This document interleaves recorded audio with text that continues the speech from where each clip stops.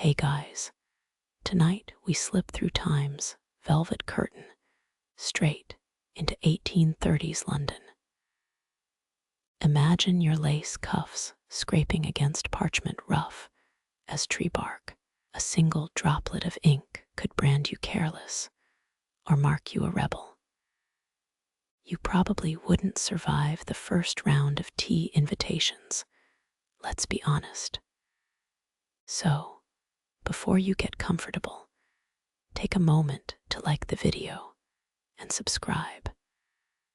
But only if you genuinely enjoy what I do here.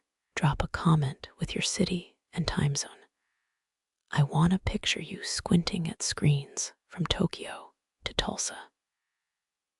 Now, dim the lights, maybe turn on a fan for that soft background hum, and let's ease into tonight's journey together.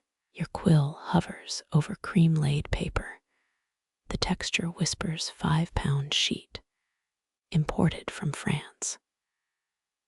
Society's unwritten code presses heavier than the gold leaf on a lord's seal. Forget emojis. Victorians spoke volumes through comma placements. Shift one leftward. A silent scream against marital chains. Historians still argue whether these nuances were feminist rebellion or just rich folks playing grammar games. Picture this: 1,840. The penny post slashes delivery costs from a day's wages to pocket change. Suddenly, even scullery maids draft love notes between scrubbing pots. But freedom breeds new traps. Letters demand perfect loops on every Y stray too sloppy. And bam, you're common as a street sweeper's handkerchief. Here's the kicker: ink itself was a social minefield. Wealthy widows commissioned blends with crushed pearls for shimmer. Middle-class strivers. Burnt cork mixed with stale beer smelled like regret and bad decisions. Ever heard of mourning ink thickened with chimney soot? Wrote like grief feels gritty, blotchy, impossible to wash off. You'd think etiquette manuals saved people from embarrassment. Nope, they were weapons. One 1854 guide insists never mention the weather after page 3. It reeks of feeble intellect. Another warns against sealing letters with red wax unless you're royalty. Try explaining that to your crush when your only candle's crimson and weeping. Between the rules, those secret languages flourished. A lady folds her letters corner downward. She's accusing you of slander. A gentleman signs with his initials reversed. Code for meet me behind the hothouse at midnight. Forget TikTok flirting, this took audacity. And stamps. Oh, their placement could spark duels. Upper left corner meant desperation. Middle right screamed this is a trap. Here's a fact your history teacher skipped. Prepaid envelopes were considered vulgar until the 1860s. Paying postage in advance implied the recipient wasn't worth their own pennies. Imagine ghosting someone with a 2-shilling stamp. Victorian read receipts were savage. Now lean closer. This bit's deliciously weird. Some mistresses mailed locks of hair dyed with arsenic. Why? To prove devotion through slow poisoning. Nothing says forever like shared liver damage. And those fancy wax seals. Lick them wrong, and you taste bitter almond hello, cyanide surprise. Yet, beneath the parlor game's pulsed real stakes, a misplaced semicolon could bankrupt a family dowry negotiations hung on hyphen choices. Surviving letters show scribbled out words where hands shook too hard, maybe from fear, maybe laudanum. Even Dickens drafted 18 versions of a single thank you note. Perfectionism's not a modern curse. Rain taps your study window as you blot the final sentence. Your words must survive 3 carriage rides and a postal clerk's cider-stained fingers. Seal it with a prayer. The Crown's inspectors steam open one in 5 letters. Privacy. A myth peddled to those who couldn't afford bribes. You stand calfskin slippers, scuffing toward the brass mailbox. The slot's mouth gapes like a judge awaiting confession. Let go or rewrite. Too late. Iron hinges clang shut. Your fate's now a paper boat on an ink-black river, drifting toward someone else's teacup or fireplace. You cradle a sheet of cream-laid paper, its surface smooth as a banker's handshake. Goose quills scratch against your desk, each dip into the inkwell, a tiny rebellion. Victorian stationery wasn't just paper and wax. It's a battlefield of hidden hierarchies. The pound weight of your sheet screams ambition, light as tissue for gossip, thick as theology texts for wills. Your inkwell holds more than pigment, its liquid reputation. Black for funerals, iron gall's sharp bite, etching grief into fibers. Scarlet whispers of illicit passion if you dare risk the matron's gasp. That smudged violet hue, only gambling aristocrats flaunted it, royalty's color without the crown. Then comes the wax, blood red, sealing your secrets. Break the wrong scarlet pool on a business proposal. Watch investors flinch at your emotional volatility. Historians still argue whether green wax truly marked theater folk as morally suspect, or if prudish critics exaggerated for headlines. Fumble the ritual, watch your status crumble. Rag paper for tradesmen, linen-rich sheets for ladies who have never touched a washtub. Send a perfumed note to a widow in mourning. Your faux pas echoes through drawing rooms by tea time. Here's the kicker. Some inks poisoned as they charmed. That moss green, arsenic pigment, promising emerald elegance. Just one licked envelope seal could drop you at death's door. 19th century.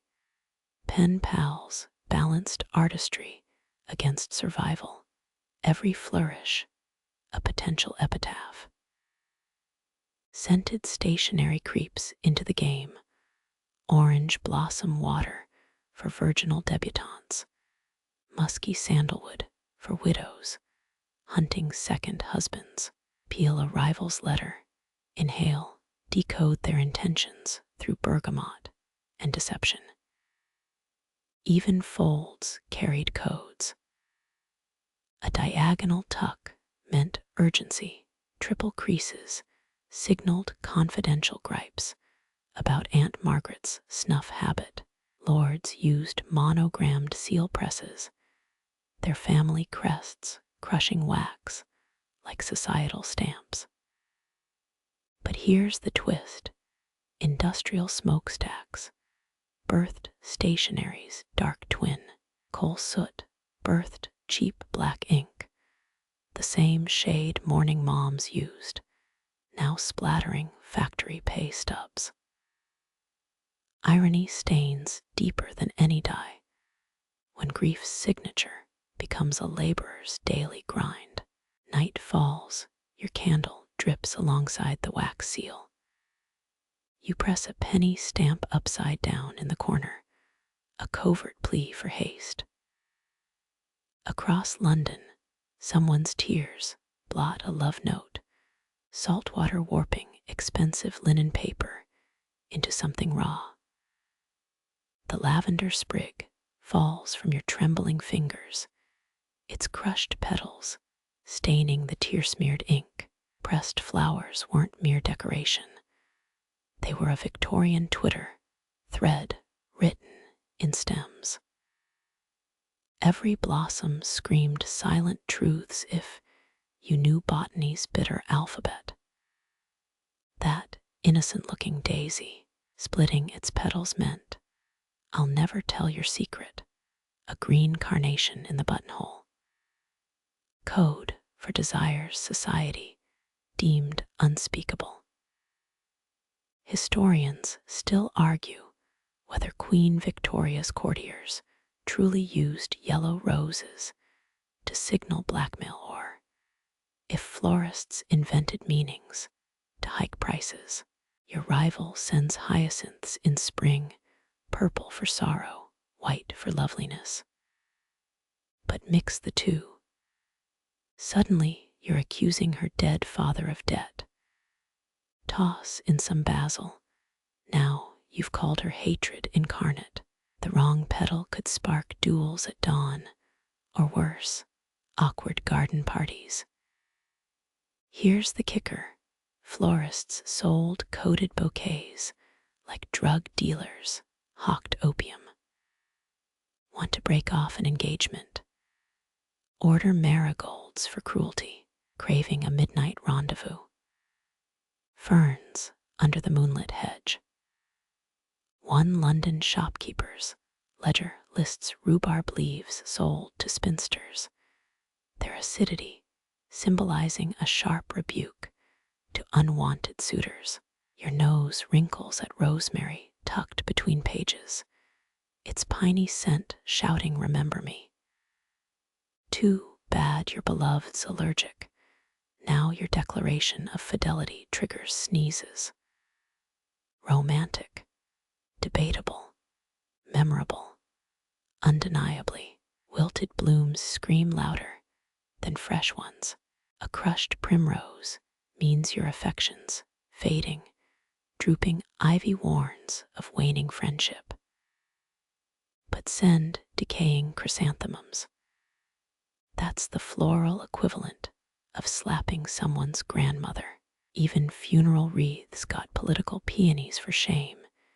If the deceased died dishonorably, asphodel for eternal regrets. The darkest game. Poisonous plants as passive-aggressive weapons.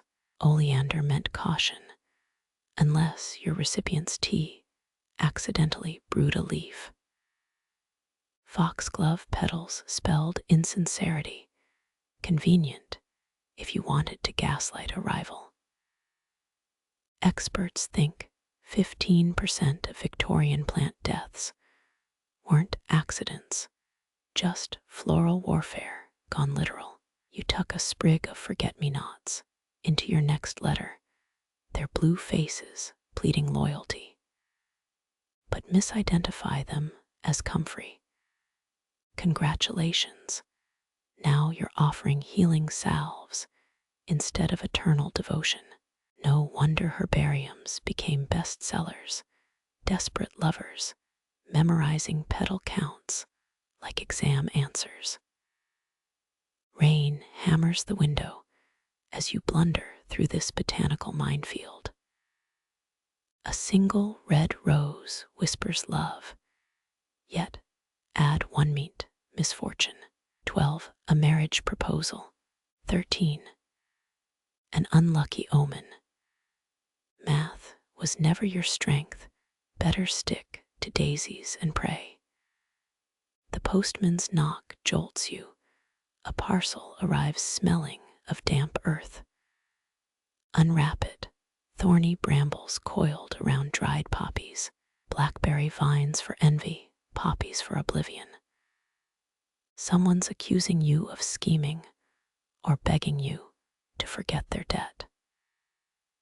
You reach for the floral dictionary, its pages stained with previous owners' panic sweat. Midnight finds you squinting at pansies, their heart-shaped faces mocking you. Think of me, they purr, unless arranged upside down. Then it's you occupy my thoughts too much. Even flowers had boundaries, something your lonely Aunt Matilda never grasped. As dawn bleeds across the sky, you surrender. A single gardenia seals your note, its waxy petals telegraphing secret love. Or is it refined beauty? The book's torn page leaves you guessing. Either way, the florist gets richer, and you get another sleepless night decoding petal semaphore. The gardenia's ambiguity haunts your breakfast. Its waxy petals reproach you from the wastebasket, but the postman's wrap-shaven to haircut knock saves you.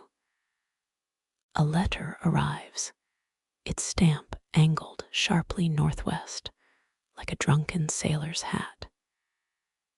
Here's the thing, Victorian postage wasn't just payment. Placement screamed secrets louder than a scandalous diary. Centered stamps meant all's well tilted ones. Chaos. The Penny Post Act of 1840 made mailing affordable, but turned every envelope into a chessboard. You squint at the stamp's 45-degree slant. Top left corner, urgent reply demanded. Or was it top right for financial distress? Your manual's page sticks together, some ancestor's desperation, preserved in marmalade. Flip it, ink smudges your thumb. On northwest means burn after reading. Northeast, I've compromised the maid.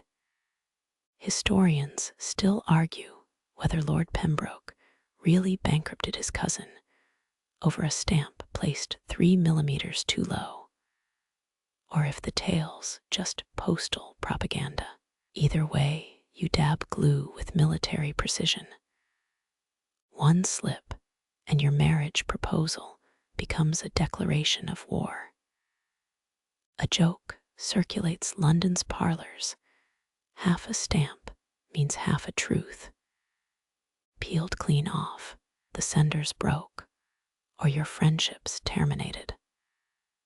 One shopkeeper sold pre-stamped breakup envelopes, 90-degree, angles guaranteed to induce tears. Found one ledger page listing code for inverted stamps, apparently upside down, meant I've joined a cult. Your fingers tremble, applying the Queen's profile. Her sideways glance judges your shaky hand. Center it, press hard. Too late, the perforated edge tears. Now your sincere condolences look like a ransom note. Start over, reach for the blotter. Watch for double stamps, 2 pennies glued close, meant send help immediately. An inch apart, our affair is over. But overlap them slightly, suddenly you're flirting with treason. Experts think police decoded 15% of anarchist plots through stamp clusters, the rest through bad spelling. You lick the adhesive, bitter gum Arabic coating your tongue. A fad swept through 1870s Oxford students licking stamps 88 times to prove devotion. Winner got cholera, and a lifetime of bragging rights. Rain smudges the ink as you dash downstairs. Toss the letter into the box, its fate sealed. But wait, will the postman notice the stamp's millimeter tilt to the left? That means disregard my previous letter, Or was it pawn the family silver? Moonlight reveals your error, the stamp's kiss marked by your lipstick. Now it whispers adulterous intentions, unless the receiver thinks it's a jam smear. Too late, the clatter of hooves carries your blunder into the night. Your rival's reply arrives next dawn, stamp centered, but upside down. Is she mocking you or inviting you to a seance? The manual's missing pages laugh at your ignorance. Flip a coin. Heads means yes, tails means consult a vicar. You pocket the tuppence, untouched. Some codes stay buried. The rival's violet scrawl mocks your impeccable black, each loop a calculated provocation. You know the rules: black for grief, crimson for passion, sepia for, well, sepia's just pretentious boredom. But this lavender curse, textbook rebellion, or royal delusions, depending on which scandal sheet you folded into your corset. Queen Victoria's mourning stationery, standardized grief in jet black ink. A nation sobbing in unison after Albert's death. Yet rebellious heiresses flaunted emerald green notes laced with arsenic 23 poisonings linked to a single bath stationer. Experts think 1 in 5 suicides were just bad pen pals. Your lamp flickers as you uncork a fresh bottle. Iron gall ink's bitter tang floods the room. Medieval monks swore it smelled like piety. You dip the nib, hesitate. Violet meant royalty since Cleopatra. Brag. But radicals adopted it during the Chartist riots. Historians still argue whether Emily Wilding Davison's purple suffrage letters were tributes to ancient queens or a middle finger to Parliament. A blot mars the page, quick, blotted with sand. Too rough, the puncture becomes a voyeuristic hole. Now your bank draft screams counterfeit, or worse, amateur.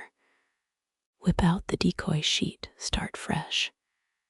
Ink whispers class wars. Blue-black, respectable poverty. Scarlet, you'd better be dukes or courtesans.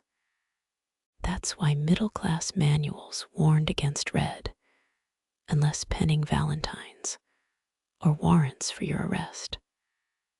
Watch for shimmer gold flecks meant new money showing off. Silver, actual nobility, or some fool mixing aluminum dust into the vat. A grocer's daughter died, bankrupting her fiancé with gilded I'm sorry notes after the cinnamon scandal of 1884. Here's the kicker inks could kill: that perfect emerald hue, often copper arsenite. Licking envelopes became Russian roulette, raspy throats, and trembling hands the price for peacock blue prose. Safety inks emerged by 1890, chlorine-scented and guilt-free, but aristocrats sneered. Why live dangerously if not through stationery? You doodle a spider in the margin, innocent enough. But wait, spiders meant entrapment in certain circles. Scribble it out, the smear mimics a storm cloud. Better, if cryptic, London's underground press once used doodle codes, a teacup here, an anchor there, to schedule illicit rallies.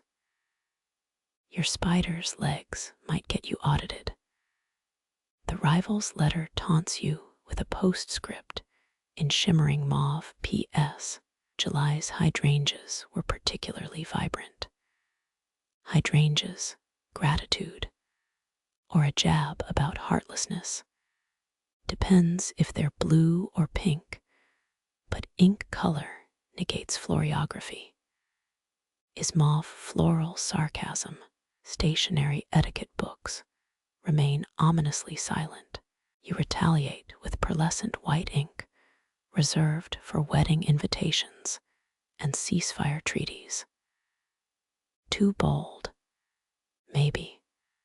But your trembling hand betrays you the ease look like broken harps. Blot again. Overcompensation leaves a Rorschach stain resembling Queen Vic's profile. Defeat. Midnight oil burns your eyes. Time for the nuclear option, invisible ink. Lemon juice or your housemaid's milk recipe works. But heeding the page risks incinerating both message and dignity. Scribble your true thoughts. Your violet prose reeks of rot-gut port and daddy issues. Let history decide if she'll steam it or use it as kindling. Seal it with black wax, no, too funereal. Crimson, too passionate. Settle on pewter gray ambiguity as armor. Pour the puddle, press the signet ring. Your family crest emerges, a phoenix mid-sneeze. Perfect. As the courier departs, rain blurs the lanterns. That's the rub with Victorian ink. Every droplet rewrites the truth. Will your rival see defiance in the smudges, or just the work of a second-rate penman? Check the almanac. Tonight's humidity is 80%. Your secrets will dissolve by dawn. The rival's pewter gray seal still chills your fingers as you reach for fresh stationery, this time cream-laid paper with deckled edges. Courtship letters demand the illusion of effortlessness, each word a tightrope walk between decorum and desperation. You smirk, imagine a Tinder profile flashing, enjoys long walks through propriety as your quill hovers. Here's the deal. 1860s London had rules stricter than a Catholic school prom. Miss a semicolon in your love note. Might as well propose to a telegraph pole. Historians confirm suitors waited precisely 3 days before replying. Any sooner reeked of thirst. Any later implied you'd eloped with the scullery maid. Your inkwell holds no scarlet today, too brazen, just respectable blue-black. Start strong, my esteemed Miss Harcourt, too formal. Scratch it out. Dearest Lillian, borderline erotic. Find the middle ground, dear friend, the Victorian equivalent of we need to talk. A pressed forget-me-not flutters from last week's bouquet. Nice touch, innocent enough. But wait, botanical codes could backfire. Blue flowers meant fidelity, unless they're hydrangeas, then spite.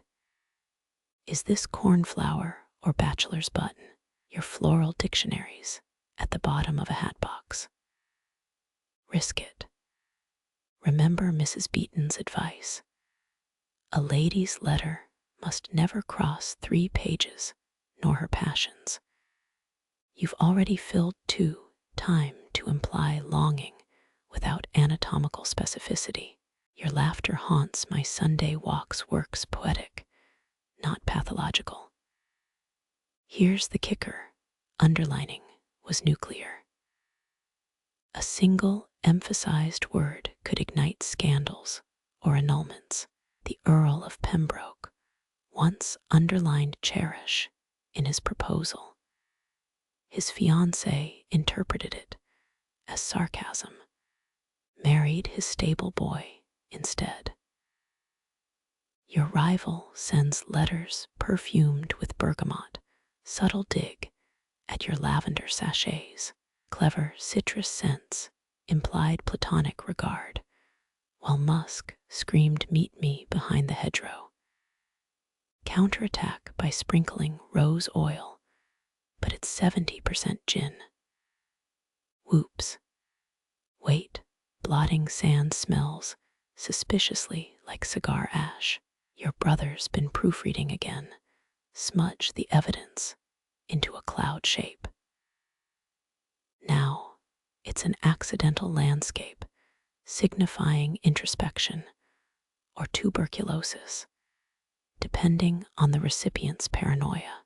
Postage stamps as Cupid's arrows. Placement mattered. Center right meant business. Top left signaled emergency. You angle yours diagonally, a practice banned in 1883, but the code persists. Let her wonder, is this romantic urgency or a cholera outbreak? Quirky tidbit, suitors hid eyelashes in wax seals. Found one on Lord Amberley's letter to his male secretary. Sparked a 10-year feud between their families. Yours has a cat hair close enough. Sign off with yours in quiet admiration. The Victorian, let's see where this goes. Add a postscript. P.S. Avoid the rhubarb tarts at Thursday's soiree. Playful. Yet hints you'll attend. Historians still argue whether poet Elizabeth Barrett Browning's famous "How Do I Love Thee" line was romantic or copyright bait. Seal it with clear wax, shockingly modern. Then press your grandmother's thimble into it. The indent mimics a wedding band too forward. Maybe, but desperation's the cologne you forgot to dab off. As you hand it to the footman, his smirk says he's read worse. That's courtship's crux, your vulnerability, paraded through ink-smeared puppet shows. Next week, if she responds, you'll dissect her hyphen placement like tea leaves. For now, the wait begins 3 days of pacing and rechecking the mail slot. Suddenly, ghosting doesn't seem so rude.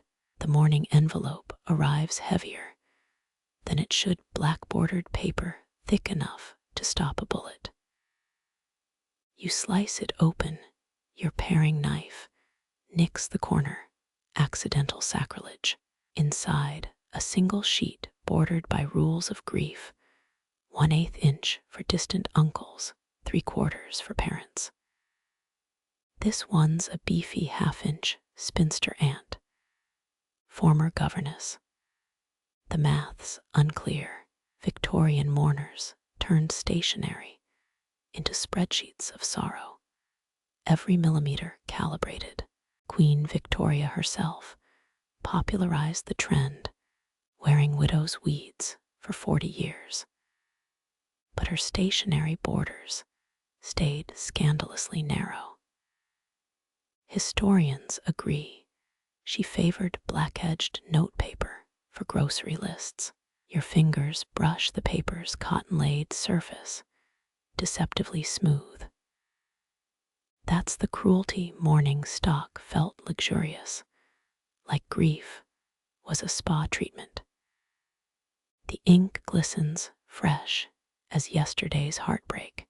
Blotting sand clings to the word condolences, either meticulous craft or actual tears evaporated mid-sentence.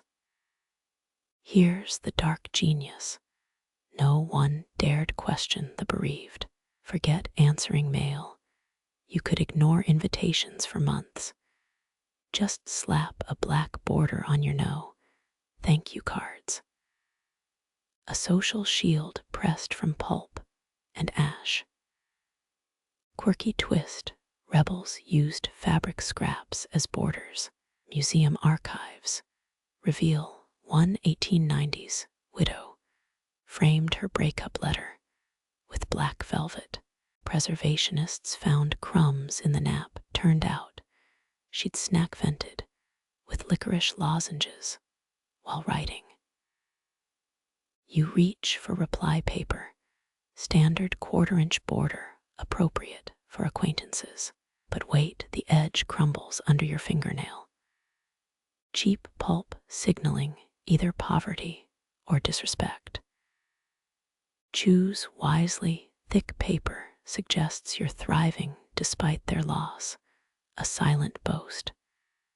Thin stock risks looking miserly. Ink choice, black's mandatory, but the undertones whisper secrets.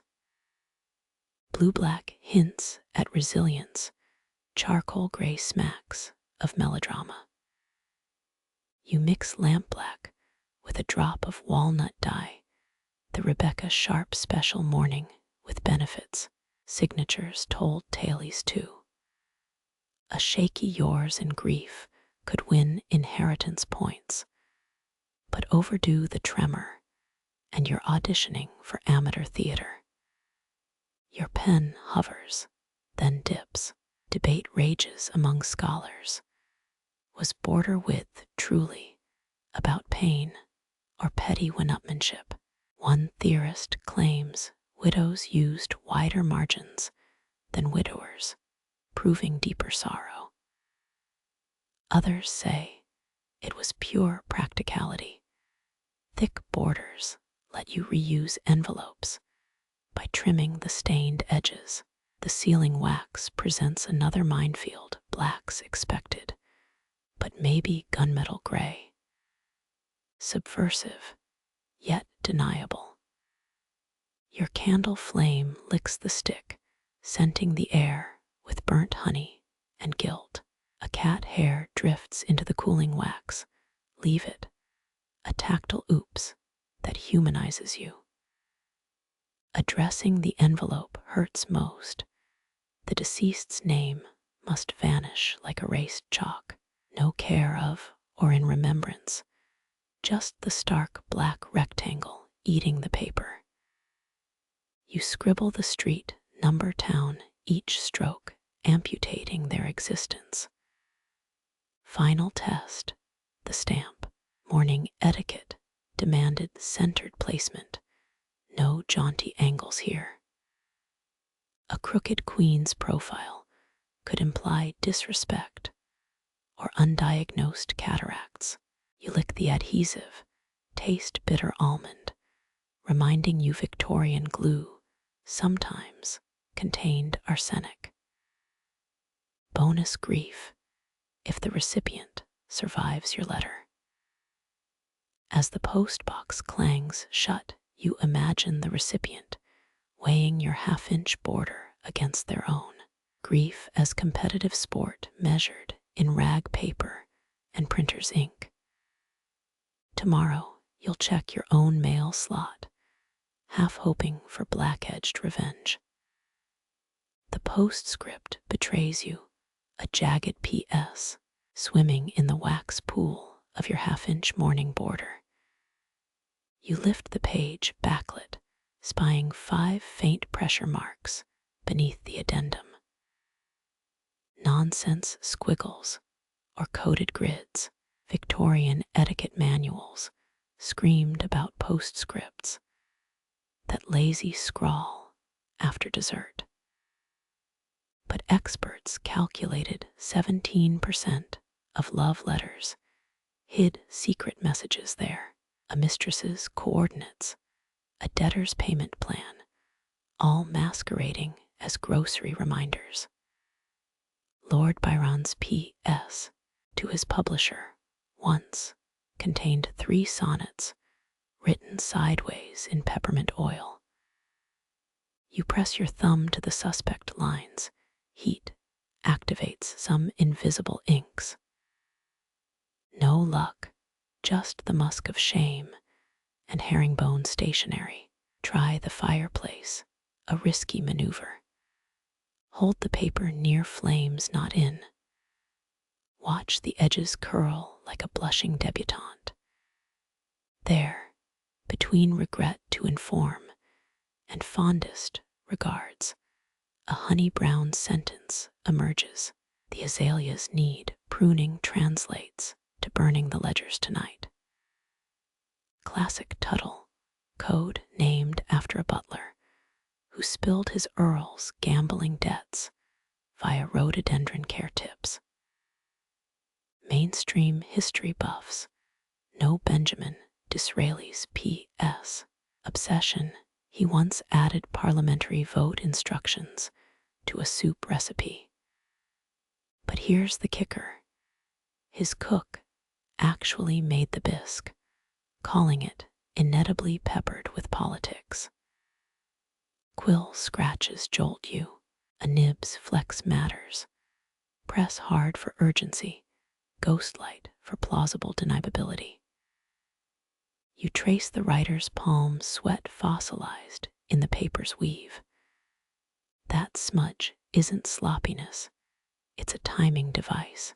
Blotting patterns revealed how long they hesitated before the betrayal.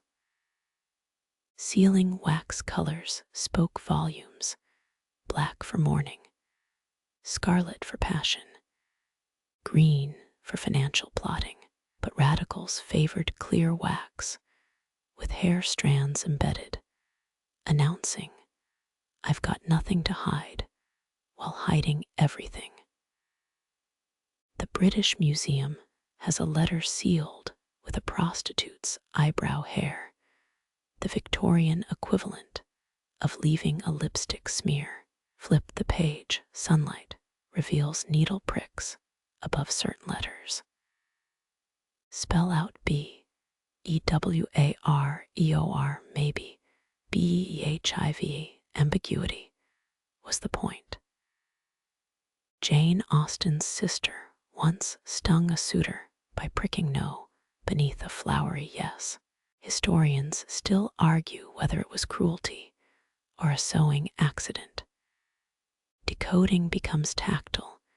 You map indented letters like Braille. A widow's ransom note. A mistress's ultimatum. The indentations suggest fingernail etching better for carbuncle gossip than state secrets. Time to cheat. Mix vinegar and bread crumbs, a period-correct reveal method. The paste bubbles, exposing a second P.S. in cornflower blue ink. Forget the azaleas. The dahlias are compromised. Translation. Account books gone destroy correspondence. You almost admire the nerve using gardening metaphors as arson instructions. Here's the twist. 19th century servants often steamed open PSS for blackmail. One footman built a seaside cottage on his master's adulterous doodles. But the real pros used butter knives. No steam, no evidence. The perfect crime. If you ignored the greasy fingerprints, your lamp flickers, signaling either poor whale oil or ambience. Multiple PS layers were called onion letters. Peel back lies to find older lies. The Champion. A 7-layer apology from Prime Minister Melbourne, each postscript retracting the previous one's confession. Final test. Lick the stamp's glue strip again. Still bitter, still possibly arsenic laced. Postscripts thrived on delayed reactions. Your tongue going numb tomorrow would be someone else's problem. You almost wish for it. A physical symptom to match the letter's psychic toll. The grandfather clock groans. It's 2 a.m. or 14 hours past sensible correspondence. You fold the damning paper into a makeshift spill, tempted to light your cigar with its secrets. But no, this PS deserves preservation. Some future scholar will parse its venom, Mistake your bread crumble stains for passionate sweat. Let them. History leans on fragile pillars, blotting sand and bad decisions. You tuck the letter into a hollowed-out etiquette manual, the era's version of encrypted cloud storage. As the secret cools, a new fear crystallizes. Did anyone peel your last PS, that throwaway line about the weather, the one you dotted with lavender oil? You squint at the needlework basket, threads tangled like unspooled secrets. That embroidered handkerchief from Section 8, turn it diagonally. See the tiny crosses forming letters in the floral chaos. Welcome to the golden age of pricking ciphers, where ants stitched treason into table linens. Press the linen to your cheek. The bumpy threads tell another story. One cross stitch equals E. 3 French knots mean T. Your thimble becomes a decoding tool. Mary, Queen of Scots, hid entire treason plots in her tapestry work, until Elizabeth's spies noticed her needle moved faster during political gossip. But why risk embroidery? Because servants never reported her ladyship's innocent hobby. Smart. A governess in 1853 encoded a bank heist plan in her pupils' samplers, the alphabet of flowers. Cross-stitch over the fireplace still baffles auctioneers. Mainstream history loves the Caesar cipher, shifting letters 3 places. Child's play. Victorians preferred the rail fence method, writing messages in zigzag lines, only readable by alternating lines. Peel back this page's edge, notice the faint pencil dashes. Railway engineers used them to coordinate strikes without telegraphs. Your quill snaps, no accident. Hollow the shaft, find a rotating cipher wheel inside. 7 alphabets carved in ivory, a gift from Charles Babbage to his mistress. Spin the letters until X aligns with S. Your grocery list becomes a death threat. Here's the kicker. Babbage's lover allegedly encoded anti-monarchy rants into cake recipes. Historians still argue whether her lemon drizzle actually contained instructions for bomb making, or just too much baking soda. Flip the cipher wheel. A hidden compartment spills glass beads. Ah, the bead cipher of the Paris Commune exiles. Red for danger, white for safe houses, blue for bribed officials. Strand them in a bracelet. Suddenly, you're a walking evacuation map. The British Museum displays one hidden in a child's teething necklace, proof that infants made excellent smugglers. Your candle drips wax on the codebook, an improvement. Invisible ink loves grease. Write with lemon juice, then rub ashes on the page. Acid from the juice darkens where heat would have revealed it. Double deception. A suffragette's trick. Her charred recipes actually held meeting times. Check the fireplace again. That soot isn't random. Scrape it, mix with milk. Now paint over the nursery rhyme book.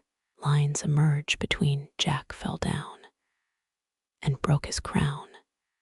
A shipping manifest for banned anatomy texts. Doctors paid in silver buttons to decode menstrual cycle notes as tuberculosis symptoms.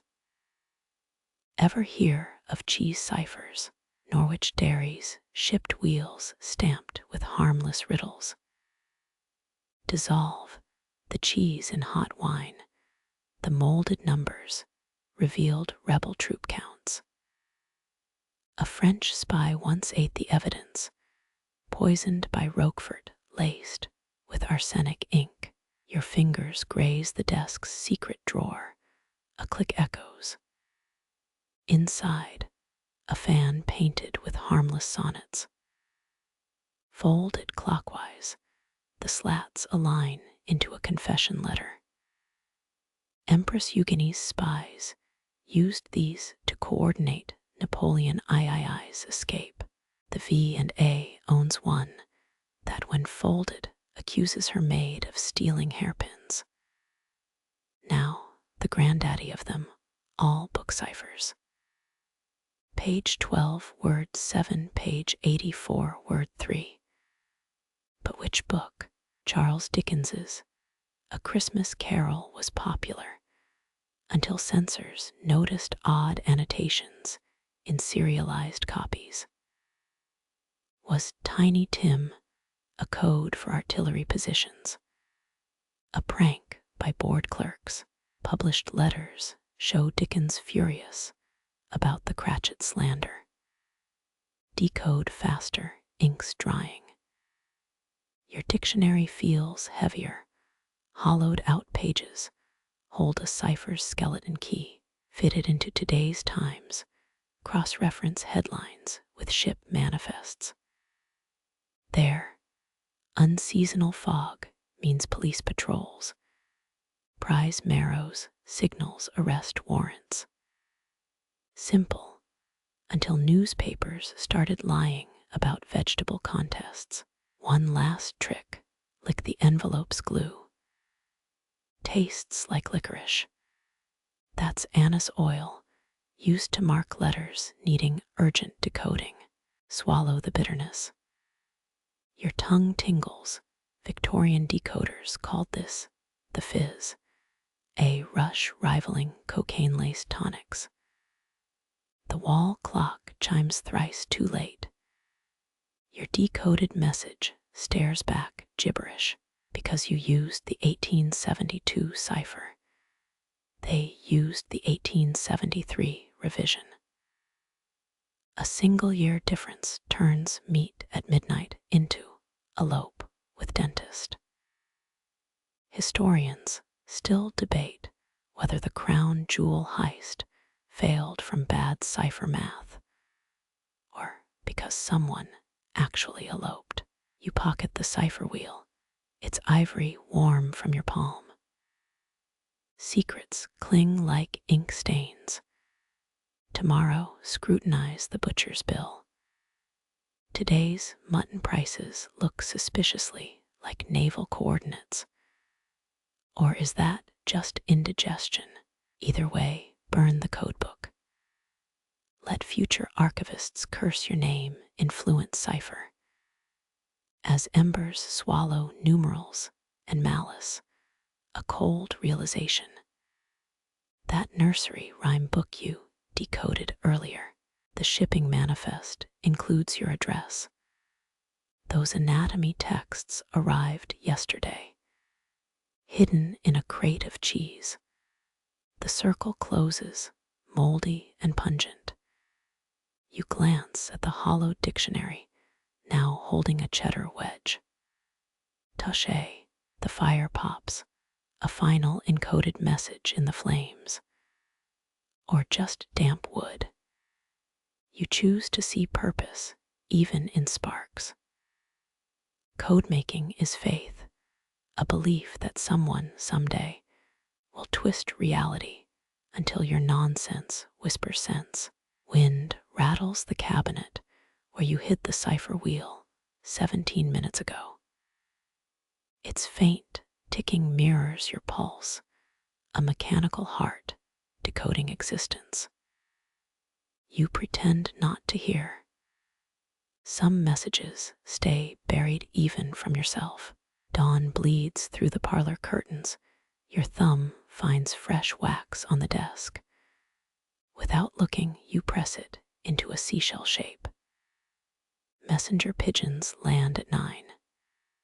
Shell wax means intercept all cheese shipments, probably, unless they changed the cipher last night. You chuckle, dry and mirthless. The real secret: everyone was guessing. Victorian codes worked because people craved order in chaos, even imagined order. Your decoded naval coordinates now double as a biscuit recipe. Maybe that's enlightenment, layers of meaning, none true. The grandfather clock wheezes, its weights straining like hanged men. You dip your pen and add a postscript to yesterday's decoded letter.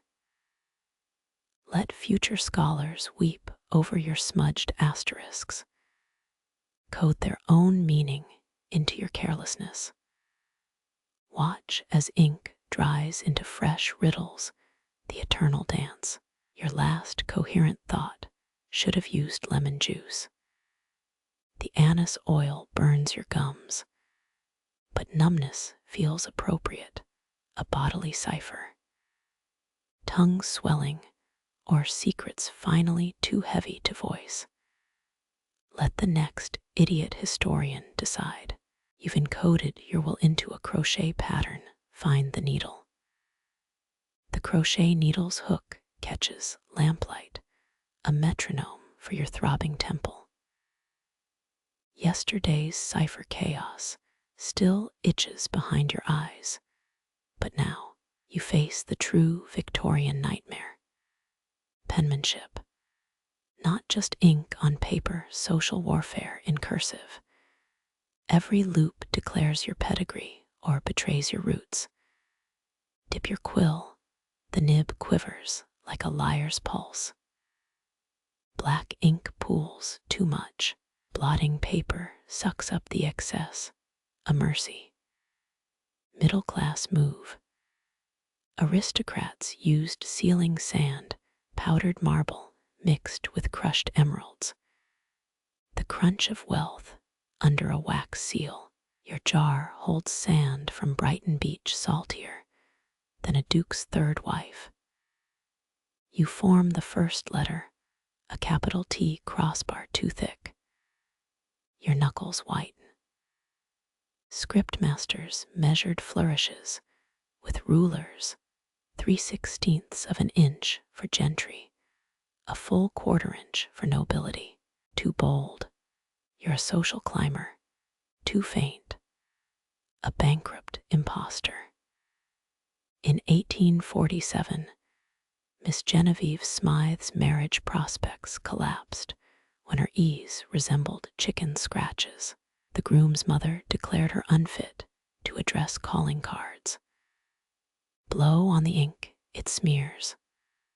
Of course. Servants attended penmanship boot camps, 6 hours daily tracing copperplate scripts. Fail, and your wages docked for wasted paper.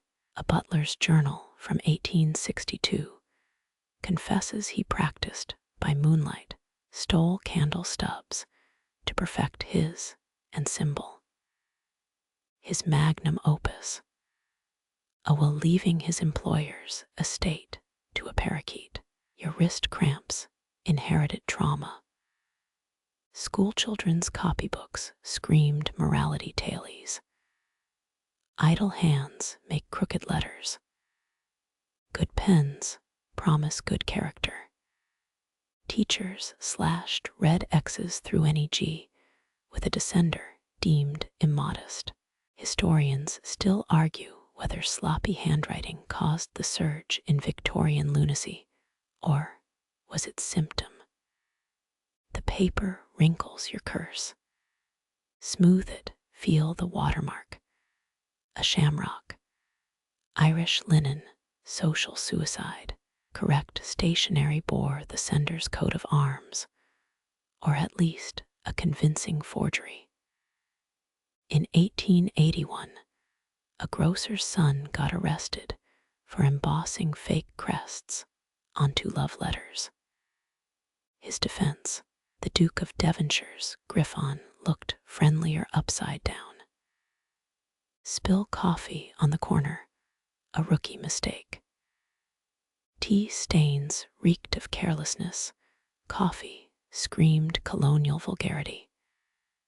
You dab with lavender oil better, elite correspondence reeked of imported fragrances. A London perfumer sold epistolary essence, number 5, bergamot, and hypocrisy. Their ads swore it a noble's, even butcher's ledgers. Your S curls like a hanged man, no saving it. Secretaries used ruling frames, wire grids under paper, to force perfect alignment. Too obvious. The sly method. Chew angelica root, its fibers sharpened focus. Side effect. Breath smelling like haunted attics. Doctors prescribed it for pen-induced melancholia. A hair splinters from the quill dagger to your M. gutta-percha nibs. Solved this if you could afford rubber plantations. Middle-class hacks used porcupine quills, their jagged lines snitched on thriftiness. Your desk holds a squirrel quill, its tiny scrollwork perfect for marginalia or smuggling arsenic recipes. Stare at the salutation, dearest cousin. Too intimate, semi-formal letters demanded respected sir unless filigree vines framed the text. Floral borders allowed cheeky familiarity. A widow's 1873 cabbage rose stationery.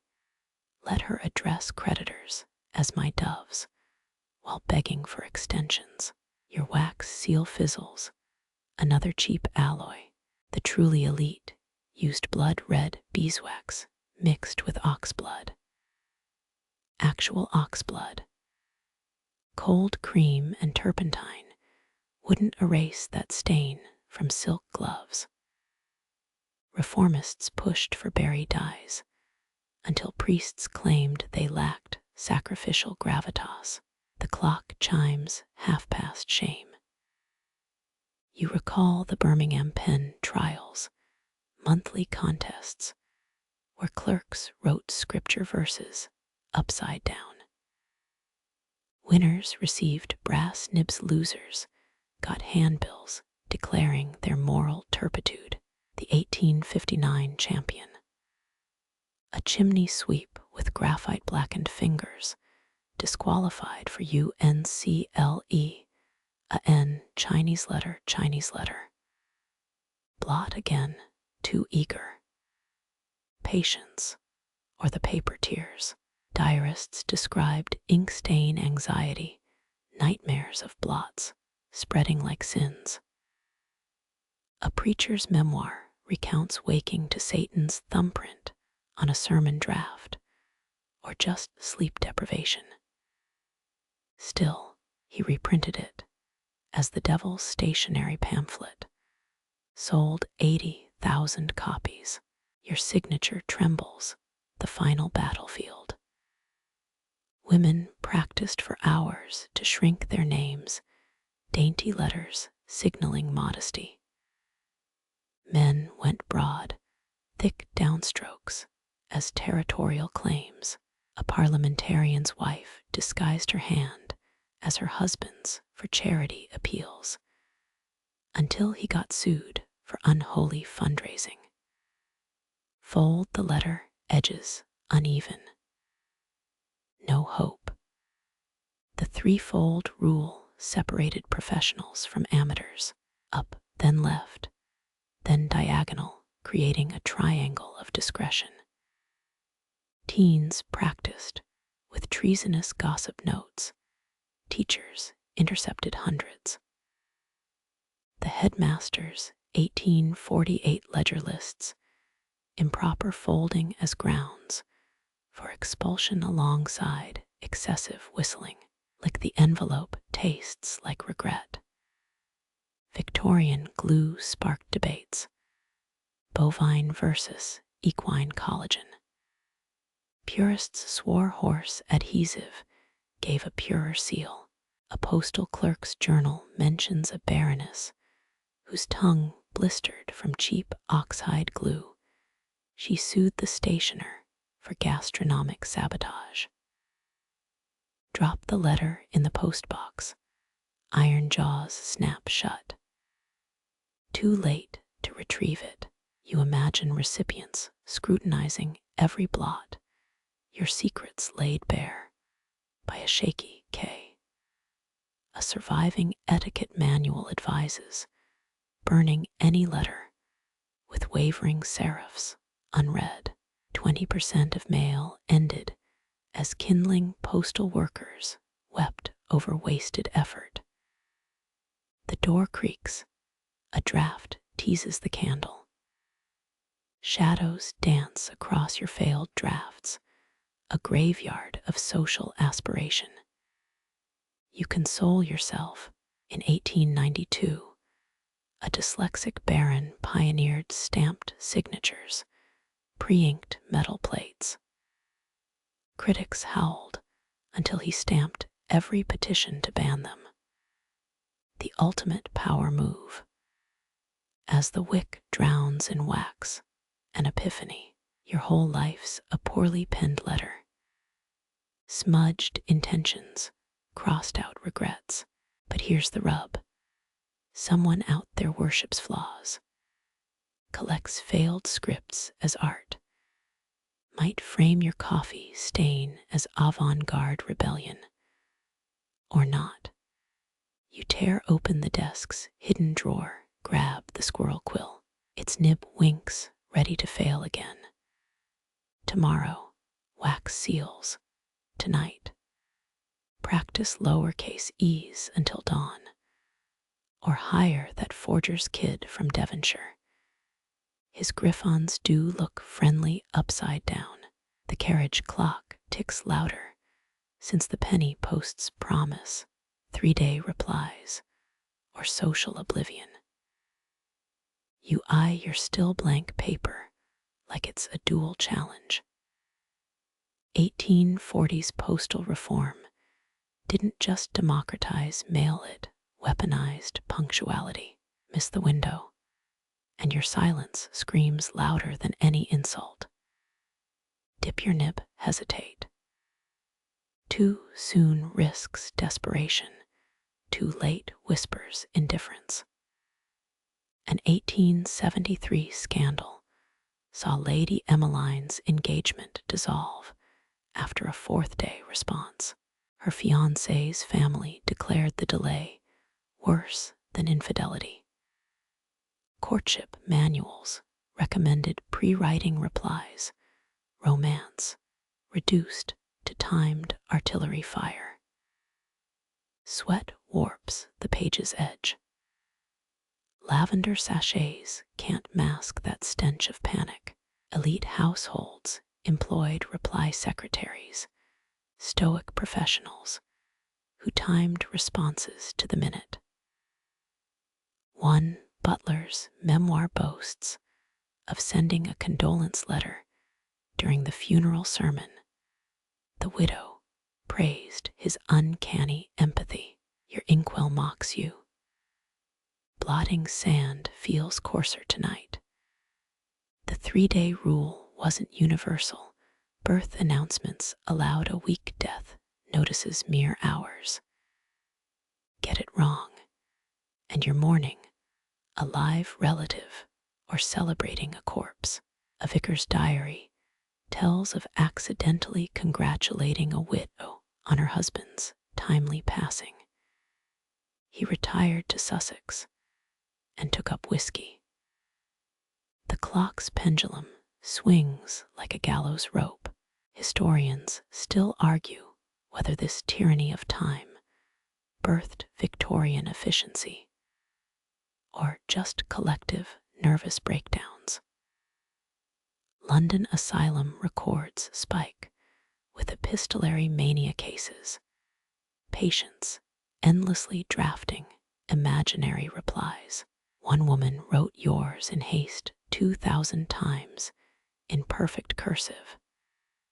Your candle gutters, too dim to see the dictum at your desk's edge.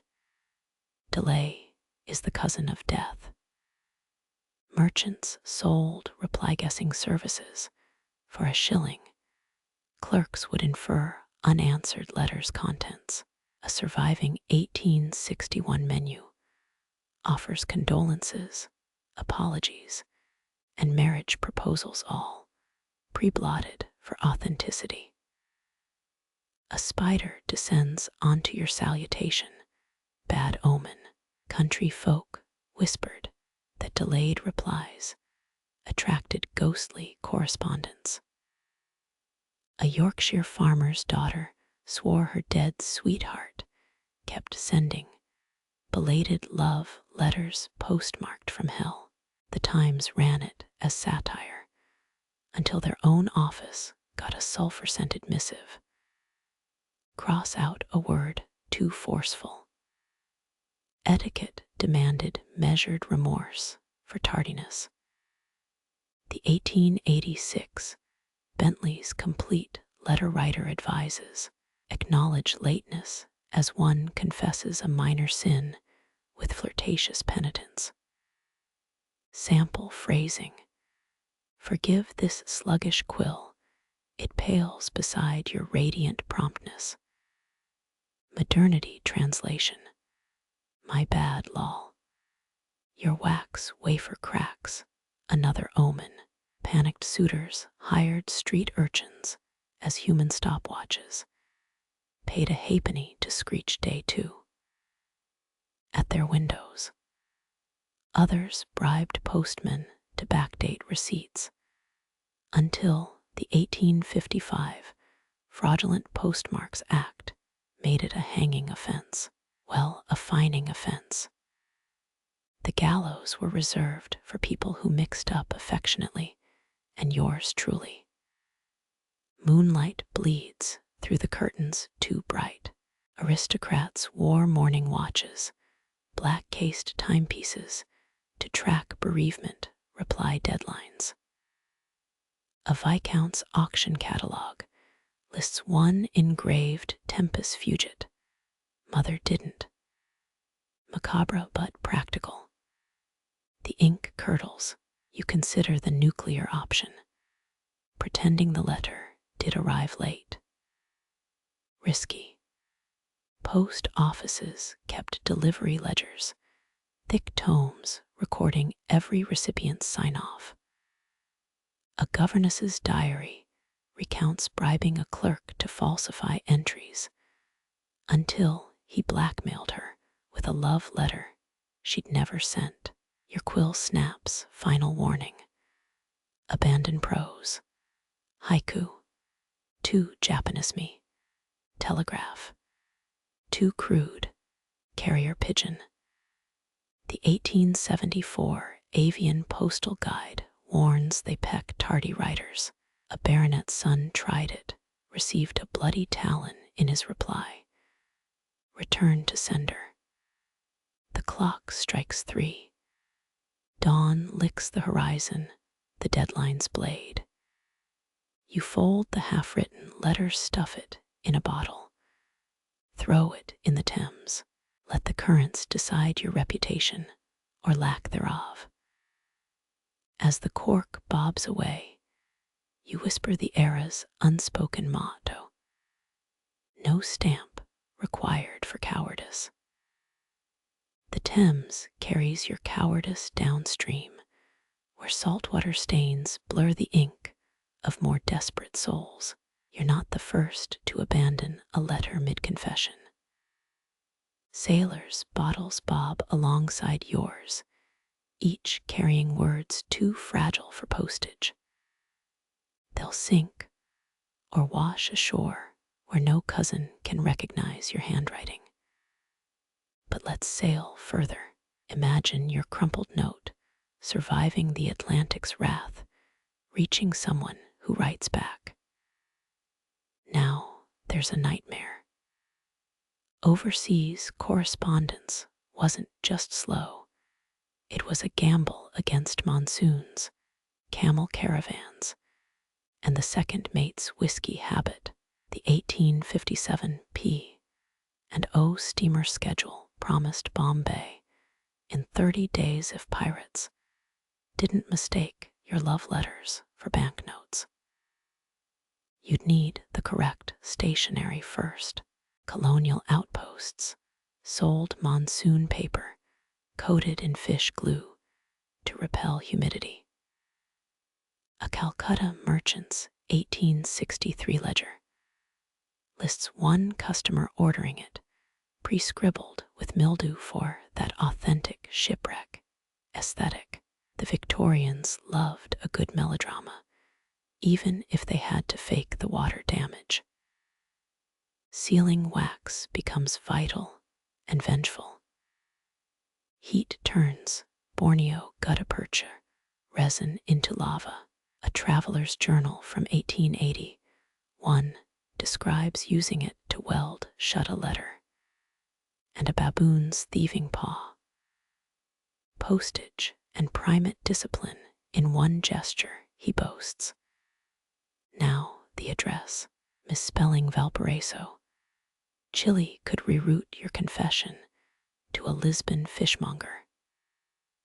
Savvy expats drew maps on envelopes, stick figures pointing toward their compound. A British tea planter in Ceylon sketched his terrier's grave as a landmark. 20 years later, a German archaeologist used it to find buried relics, and the moldy dog collar. Ink choices get existential. Iron gall recipes fermented during transit, words materializing like ghosts mid-voyage. A Dutch bride's 1890s vanishing ink love letters reached Jakarta as blank pages. Her fiancé married the postal clerk instead. Historians still argue whether delayed letters fueled colonial creativity or just bottomless gin consumption. Foreign post offices became psychological battlegrounds. Buenos Aires required bribes in exact coinage, or they'd lose your mail with theatrical size. An English governess in Cairo noted clerks chanting Ottoman poetry while stamping parcels, as if hexing the senders. The true survivalists embraced cross-cultural hacks. A missionary in Canton used tea leaves as punctuation, steeping letters to reveal hidden pleas. His superior never noticed fund the orphanage floating in his Earl Grey. Others stitched silk threads into envelopes, tugged straight by Shanghai tailors to detect tampering.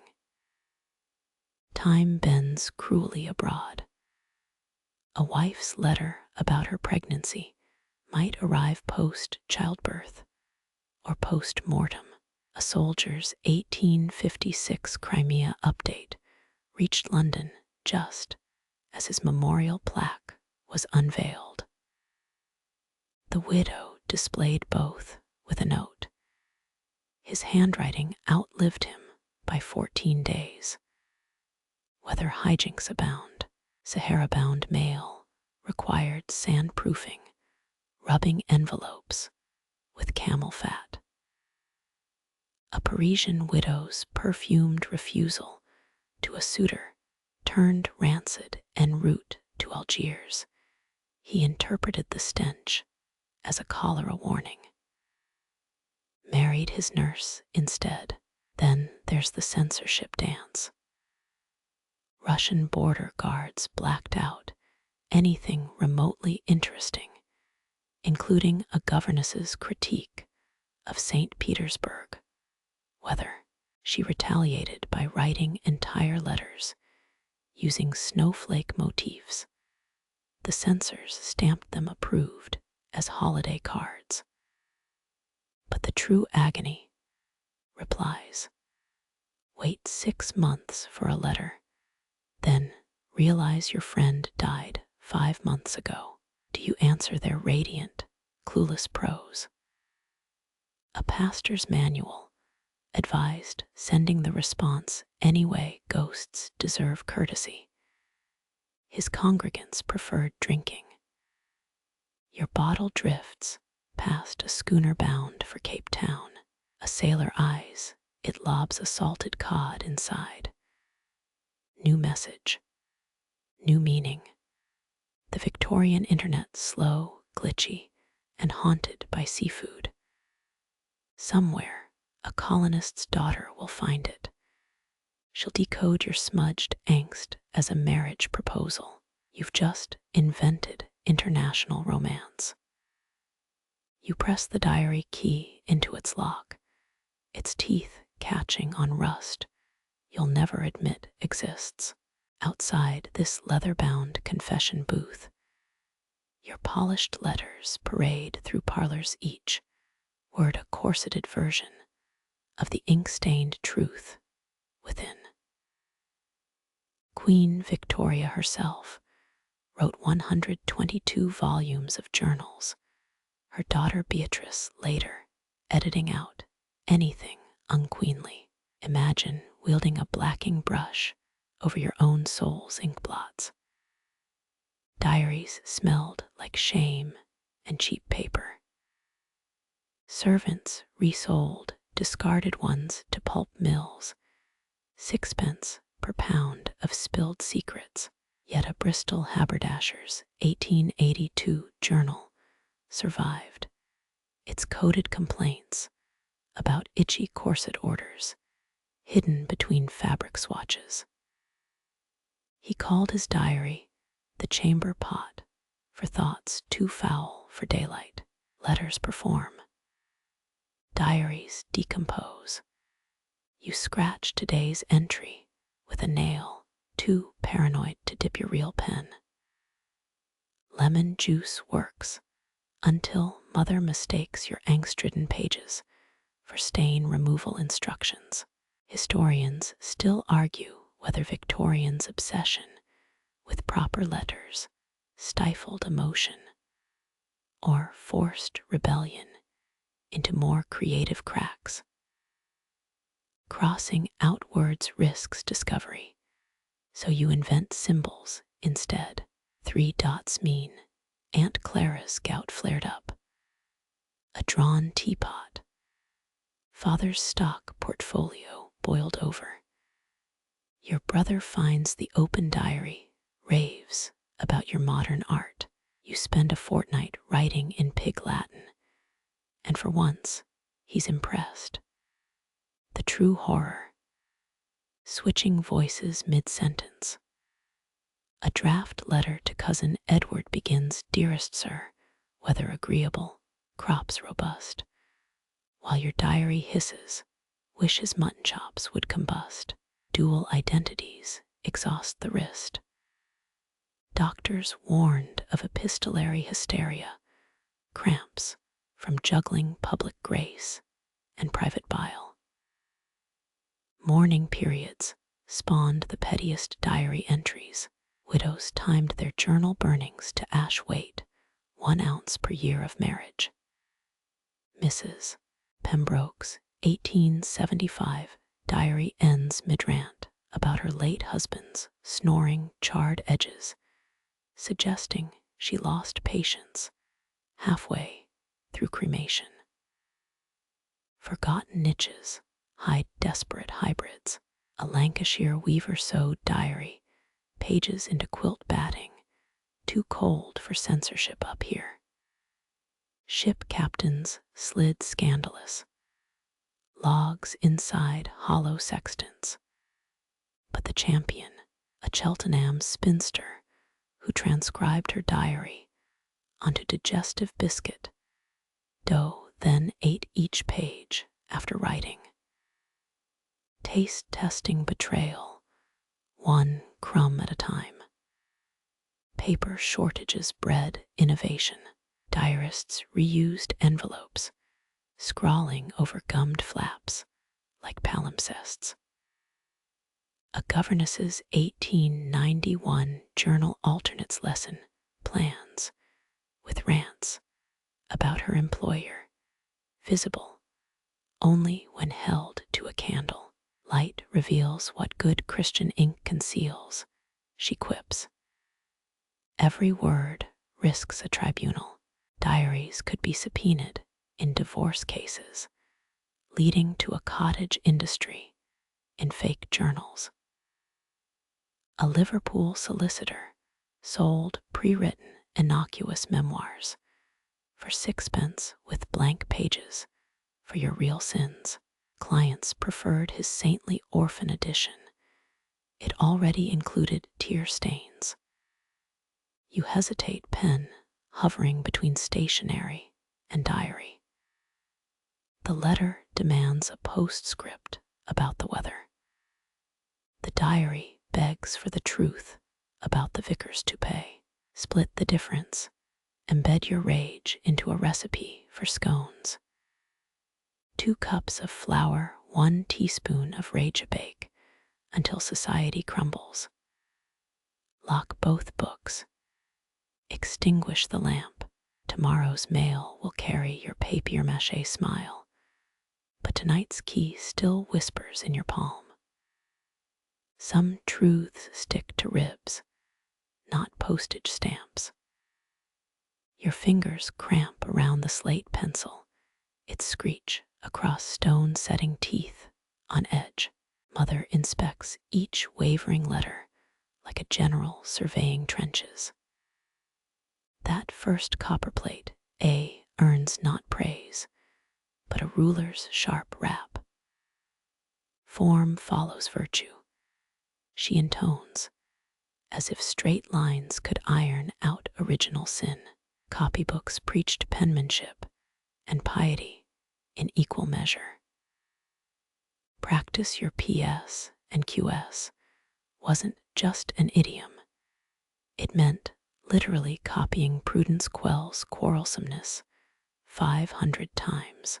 Birmingham's schools mandated 2 hours of drills daily, teachers checking nails for ink stains as proof of diligence. Failures got the chalk hand string treatment, a noose around the neck, dragging each slumped shoulder upright. Historians still argue whether those bone-breaking postures bred obedience or seeded rebellion in every cramped knuckle. The debate smells faintly of saddle soap and resentment.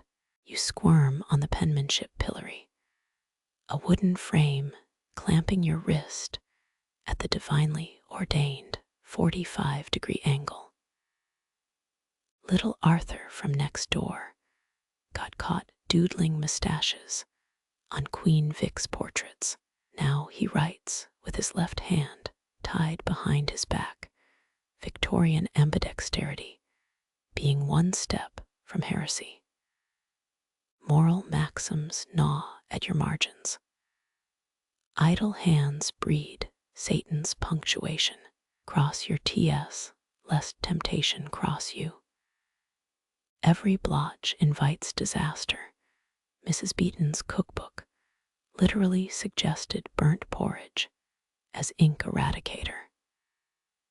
Half your classmates sport stained lips from licking pencil leads. The 1867 graphite panic, having banned sharpeners as tools of indolence. Birthdays brought terror masquerading as gifts. Aunt Maud's improving present sits, unopened, another volume of the Young Lady's Guide to Auspicious Apostrophes. Its cover glares like a scornful governess. You trade Tommy Wilkins' 3 licorice twists for his contraband penny, dreadful only to find it's just moral dialogues for infant minds, rebound in saucy red leather. The pinnacle of torture. The annual penmanship gala. Parents coo over loops and ligatures, while you sweat through 9 layers of linen. Last year's champion, priggish Agnes White, fainted mid-flourish when her whalebone corset punctured an inkwell. They still find blue splatters on the parish hall ceiling. Forgotten corners harbor tiny mutinies. That hollowed-out dictionary hiding your real stories, the ones where commas go on anarchic sprees, the blackberry juice ink staining your petticoat hem, a peasant's rebellion in periwinkle. Cook's boy trades blotting paper for toffee, his grubby hands smuggling your secret letters to the scullery. Posture powders promise uprightness in a bottle. Dr. Marston's cementative elixir guarantees penholder straight spines. Though the 1873 Liverpool incident proved it just glued pupils to their desks, you opt for Grandmama's trick, a live sparrow down the dress collar. Its panicked flutters beat any spinal coach. First, letters morph into blood sport. Weeks of drafts clutter the escritoire, each dearest papa more sycophantic than the last. The final version must sing of filial devotion while subtly requesting that forbidden trip to the great exhibition. Miss Prickett, the governess, eyes your crossed-out lines like a hawk spotting field mice. You discover loopholes in the etiquette, flourish the initial capital so wildly. It hides 3 plea words: visit, please, beg. Tilt the page so tears splatter strategic vowels, pathos, as punctuation when Papa's reply arrives. A single underline beneath your sneaky educational merits. You cheer so loud Cook drops the blancmange. Schoolmasters weaponize shame with diabolical flair. The dunce's alphabet poster mocks your worst letters. Mr. Thurston pins your malformed G next to G is for greedy grasping. He'd be less smug if he knew about the spitballs wedged behind his precious placard. Nighttime brings illicit practice. Moonlight turns the attic floor into a giant slate, charcoal sticks, mapping out forbidden words like rebel and why. Little sisters make lookout brigades, their socked feet silent on the stairs. When mother finds your smudged hem, you blame the chimney sweep's ghost. She adds 3 extra psalms to your bedtime recitations. The grand finale, your debut society letter to Lady Ashcombe, 1 page, 5 drafts, 18 pelican quills, sacrificed to nerves. The sealing wax trembles in your hand, its crimson pool, solidifying into a perfect lie. Postal codes demand the stamp sits precisely 1¾ inches from the top right corner. 1/8 of an inch could scream nouveau rich. Victory tastes like envelope glue and vindication. Later, you'll learn Lady Ashcombe used your letter as a spill for lighting cigars. But tonight, the creak of the postman's bag sings sweeter than any choir. Your knuckles still bear ink stains. Your spine still curves like a question mark, yet somewhere under the blots and rules, a voice begins to bleed through. The velvet drapes in Lady Featherington's parlor itch your palms raw, but you dare not adjust your grip. 1 perspiration stain on her peach-hued stationery could undo months of careful flattery. Your latest quarry, The newly widowed Mrs. Cartwright Hume, rumored to favor poetic souls who accidentally reference her late husband's prized racehorses. Victorian social climbers had it down to a science. The 1840 Penny Post Act meant even coal merchants could bombard lords with their ramblings. So standing out required Michelangelo-level finesse. Dorothea Hervey's epistolary ambitions sold 80,000 copies, teaching butchers' wives to mimic ducal cursive right down to the affected ink blots, signaling aristocratic nonchalance. You're knee-deep in pretension. That opening line, your radiance outshines even the Crystal Palace's famed chandeliers, felt inspired, until Mrs. Beeton's column ruined everything. Turns out, praising a widow's luminosity implies her late spouse's deathbed was poorly lit. 5 vellum sheets, sacrificed to the fireplace later, you settle on safer terrain. Quirky trick learned from a disgraced footman. Write the real plea between lines using lemon juice.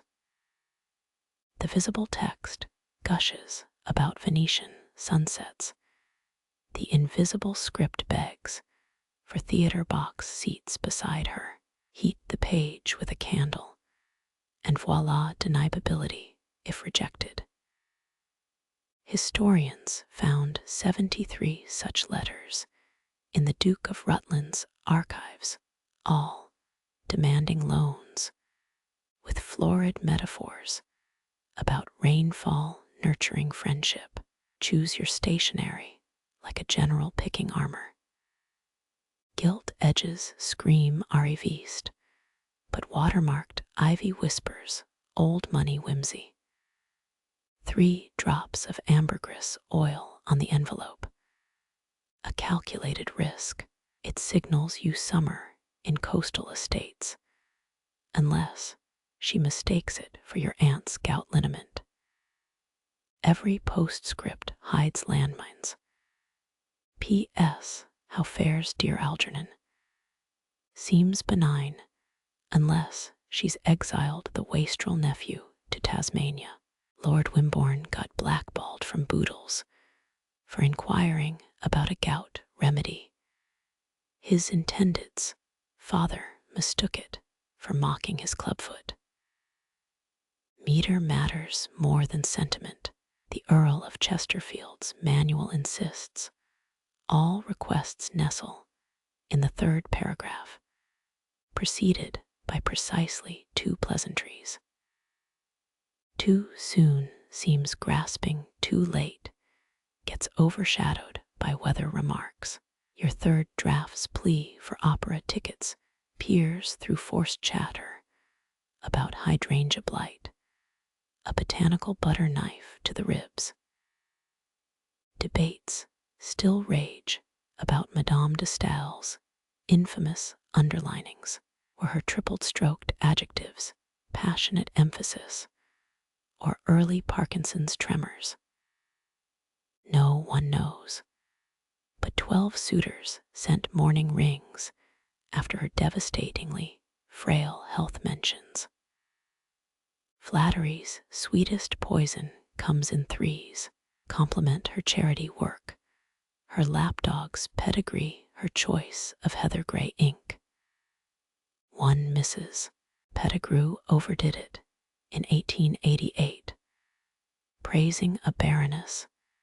Exquisite carbuncle brooch became society's joke for months. Carbuncles being infected skin lesions, not garnets. Wax seals betray more than intent. A blood-red blossom screams desperation. A modest daisy says genteel poverty. You gamble on navy blue aristocratic restraint with a whisper of naval connections. The family crest, a borrowed greyhound from Burke's, peerage slightly altered to avoid outright forgery. Timings, the silent killer. Missives arriving before noon reek of effort. After supper hints at insouciant genius, you bribe a postboy with licorice drops to deliver yours during her lavender bath hour, when steam and scent might soften scrutiny. The reply arrives on paper so thick it could stop bullets. Her looping script thanks you for the droll observations on turnip yields. But the stamp sits crooked, a diagonal tilt, meaning indifference in the secret language of postal alignments.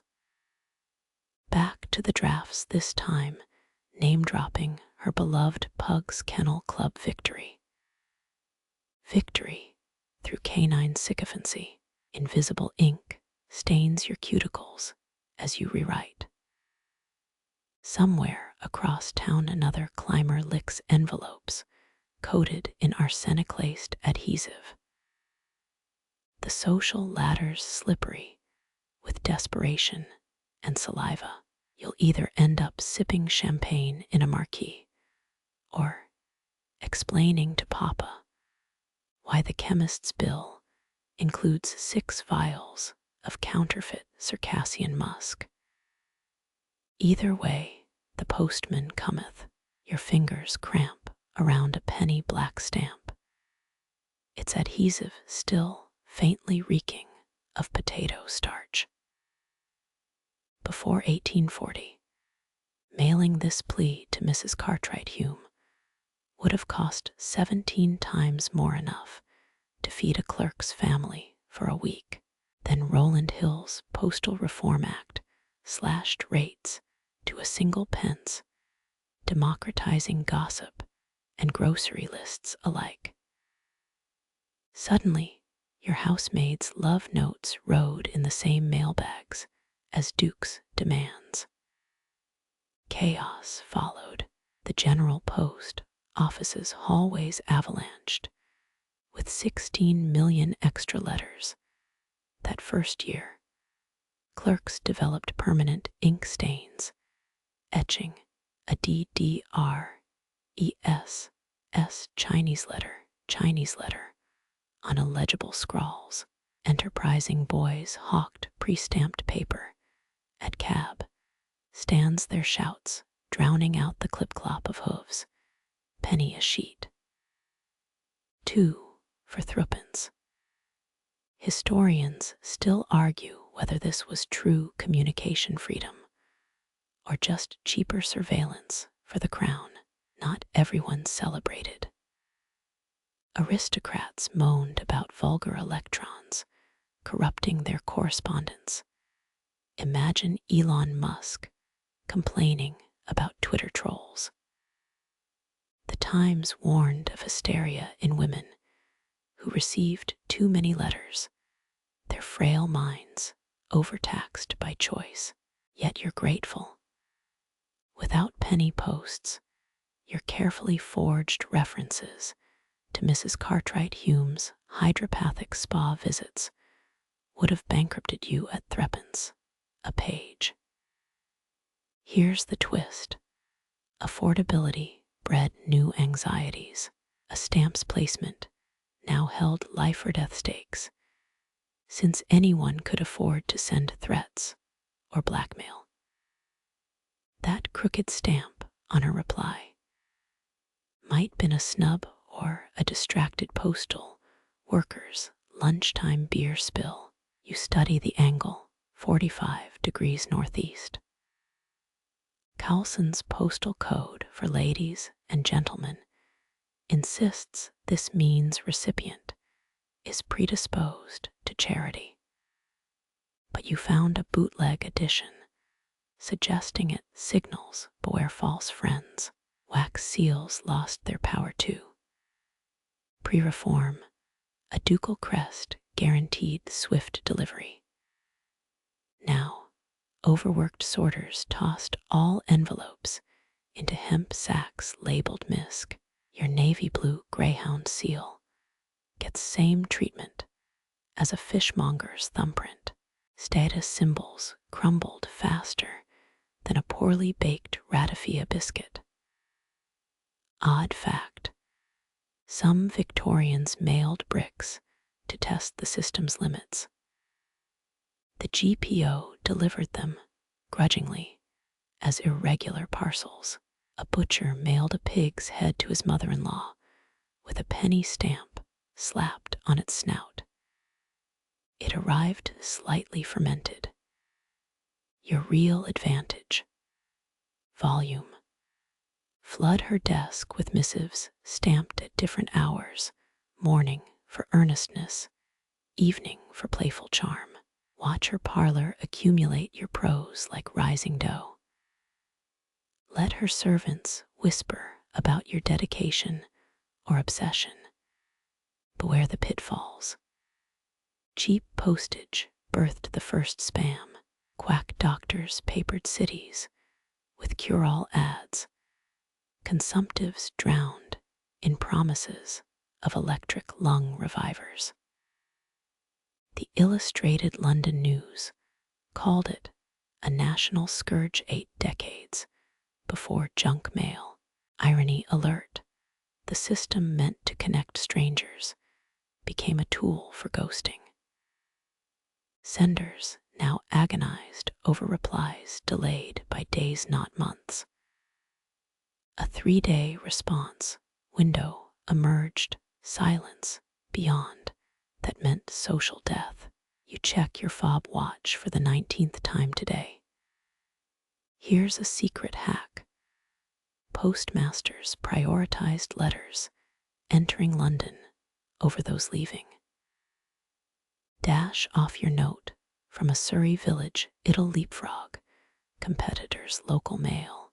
You've rented a weaver's cottage in Dorking just for this: its fireplace littered with drafts about Mrs. Cartwright Hume's astonishing opinions on heirloom roses.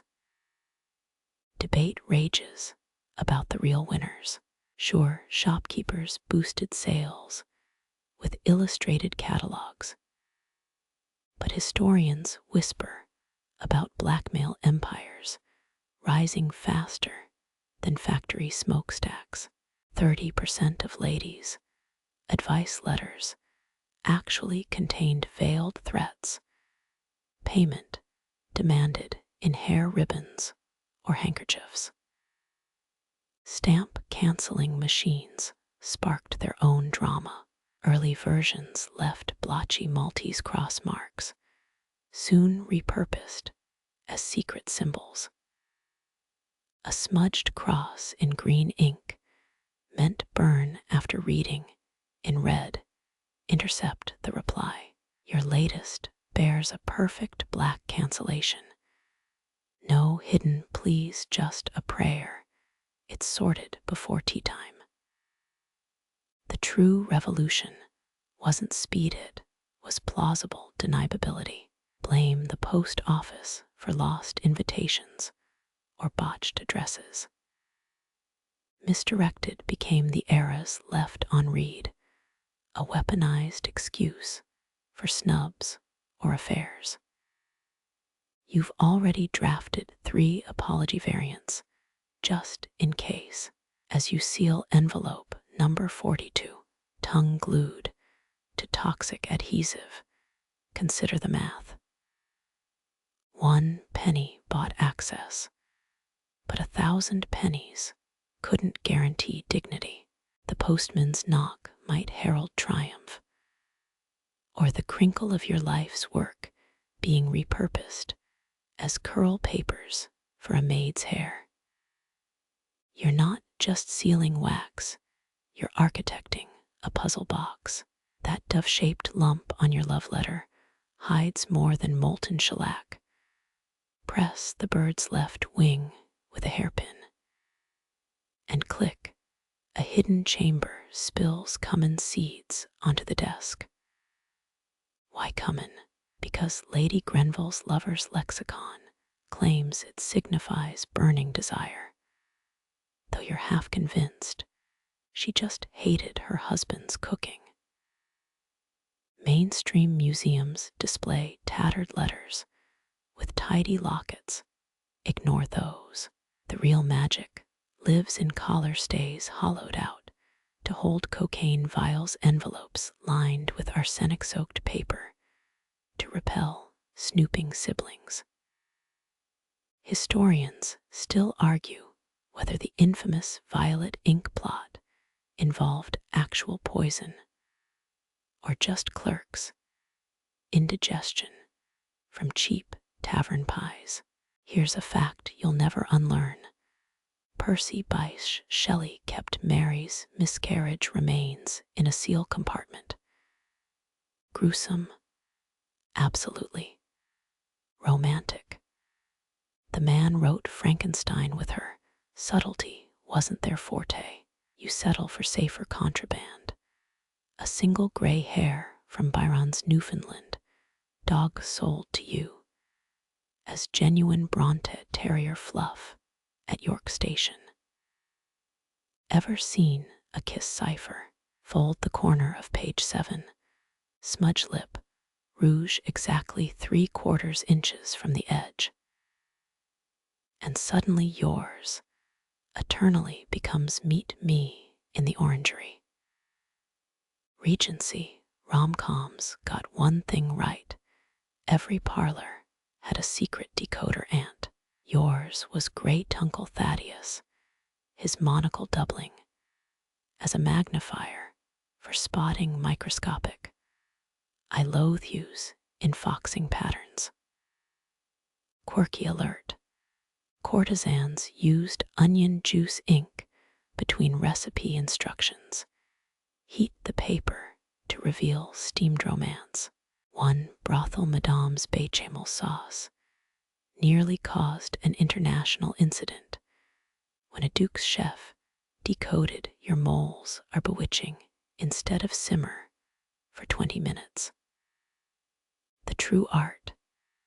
Engineering compartments that survive post-office hammers. You've tested 37 wax blends. Beeswax cracks under pressure, horsehoof. Resin stinks like week-old mutton. Your breakthrough. Adding powdered marble for density. And a prayer that the sorting clerk isn't a former jeweler. Debate rages over Queen Victoria's own letters. Did Albert's compartments hold sappy sonnets or German pastry recipes? The Windsor archives remain mute, but one curator swears she found praline crumbs in an 1843 mourning seal. Your masterpiece awaits a triple-layered nightmare. Outer envelope, boring rosebud print for Mama's approval. Middle layer, expired opera tickets implying cultured indifference. Innermost sanctum, a hollowed-out corkscrew containing a thumbnail, portrait painted with espresso and beet juice, in case you need to eat the evidence. Fumbled executions abound. Lord Pembroke's mistress accidentally mailed her diaphragm, thinking it was a watch fob. A certain poet laureate's wax seal held not love notes, but a live stag beetle that chewed through 6 invitations before London Zoo intervened. Your hands tremble as you embed the final safeguard, a whalebone spring rigged to shred the letter if opened incorrectly. It's over-engineered, deranged, and exactly why Mrs. Cartwright Hume will either marry you or file a restraining order. The postman knocks. You swallow, tasting not fear, but to the watch. Oh God, did you accidentally use the arsenic-lined envelope? The scarred oak desk still smells of scorched rosemary from last night's Mishap turns out burn after reading works better without brandy fumes. You unfold the laundress's bill for 3 lace collars, or is it? Dab vinegar along the 3rd pleat and watch inky spiders crawl Emily Davison's prison cell doodles materialize. Suffragettes perfected this, hiding rally plans between starch invoices while wardens yawned over their ledger books. Your fingertips catch on the paper's edge, too rough for standard pulp. Rebels sourced butcher wrap for its porous bite, ideal for absorbing urine-based inks that bloom under candle heat. Not glamorous, but neither was Holloway Prison's gruel. Historians still argue whether the WSPU's lavender ciphers referenced actual flower codes or mocked censors' perfume allergies. Ever tried knitting a manifesto? The Pankhurst's inner circle did patterns peppered with pearl 3-knit-1 directions that mapped safe houses. One undercover courier nearly unraveled Europe's spy network by confusing cast-off 80 with sabotage tramlines. Quill pens snap. You reach for the tinker's solution, a needle dipped in mercury. Mainstream archives ignore the biscuit tin gambit. Chartists baked treason into shortbread molds. Their recipe for revolution crumbles demanded 10 ounces of gunpowder sifted with cinnamon. A Surrey housemaid's fatal error, forgetting to remove the fuse from the batter. Mixology meets sedition in your latest draft gin recipes, laced with meeting coordinates. Shake vigorously means riot ad bitters signals police bribes. Your maidservant eyes your scrawled instructions. Will she assume you've developed a drinking problem or a death wish? Quirky tidbit alert. Irish rebels printed faux theater programs with bomb diagrams hidden in musical notes.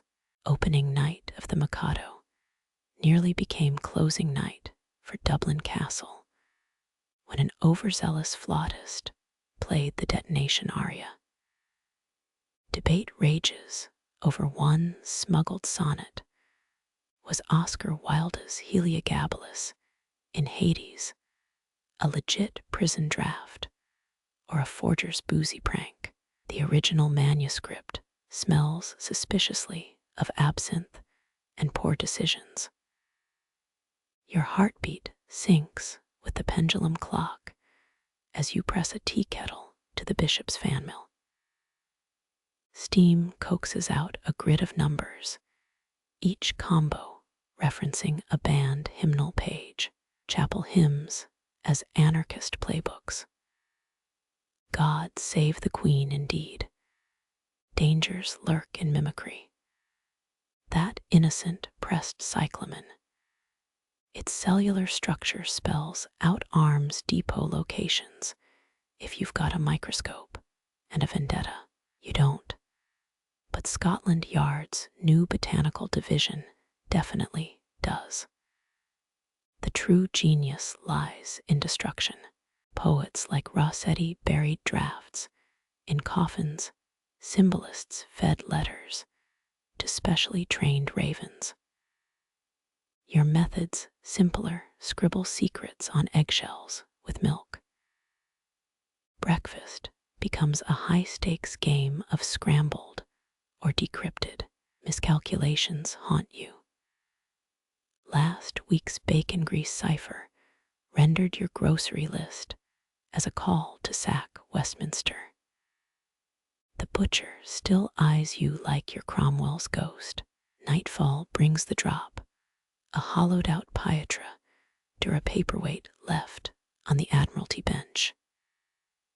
Inside, a lockpick coiled in hairpin braids, and a railway timetable circled in arsenic green. Dawn will either taste like liberty or laudanum-laced tea. Final test. You hold the page to your tongue bittersweet. Licorice root ink. Safe. Probably. Unless the censors have started hiring pastry chefs. The candle gutters. One last act of defiance. You let the flame lick the edge, watching the paper shrivel into a black rose. The black rose ash smudges your cuff as you smooth a fresh page, this one already scarred by two conflicting scripts.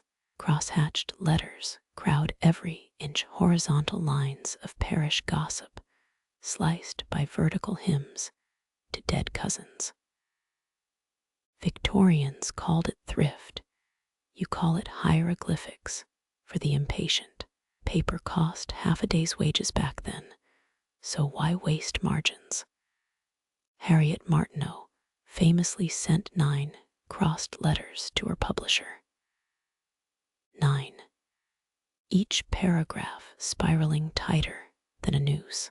You squint at today's puzzle, a widow's grocery list crisscrossed by her nephew's betting debts. Carrots and treason share the same vowel. Your magnifying glass catches a third layer, needle-thin script stabbed diagonally through the mess. Rebus symbols dot the margins. A teapot circled twice. 3 asterisks like dagger wounds. Historians still argue whether these labyrinths were born of necessity or some masochistic love of chaos. The answer's simpler, both.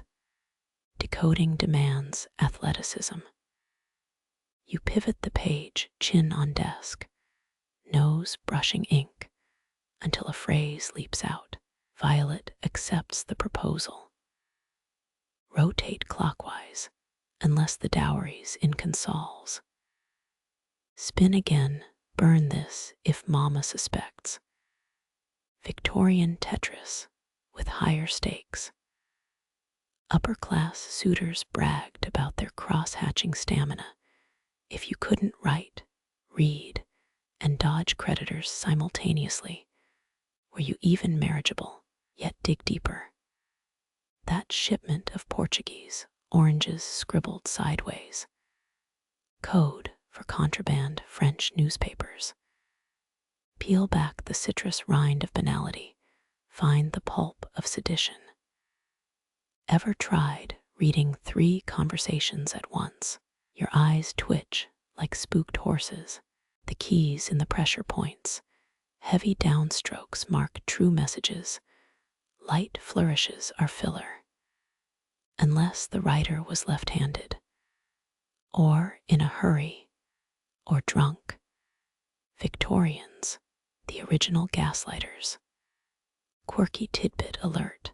One Brighton spinster took cross-hatching rogue, embroidering messages over inked text with silk thread.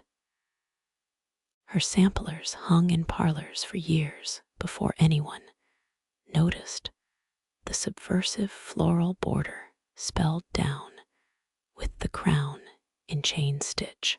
Replicating the madness proves fatal.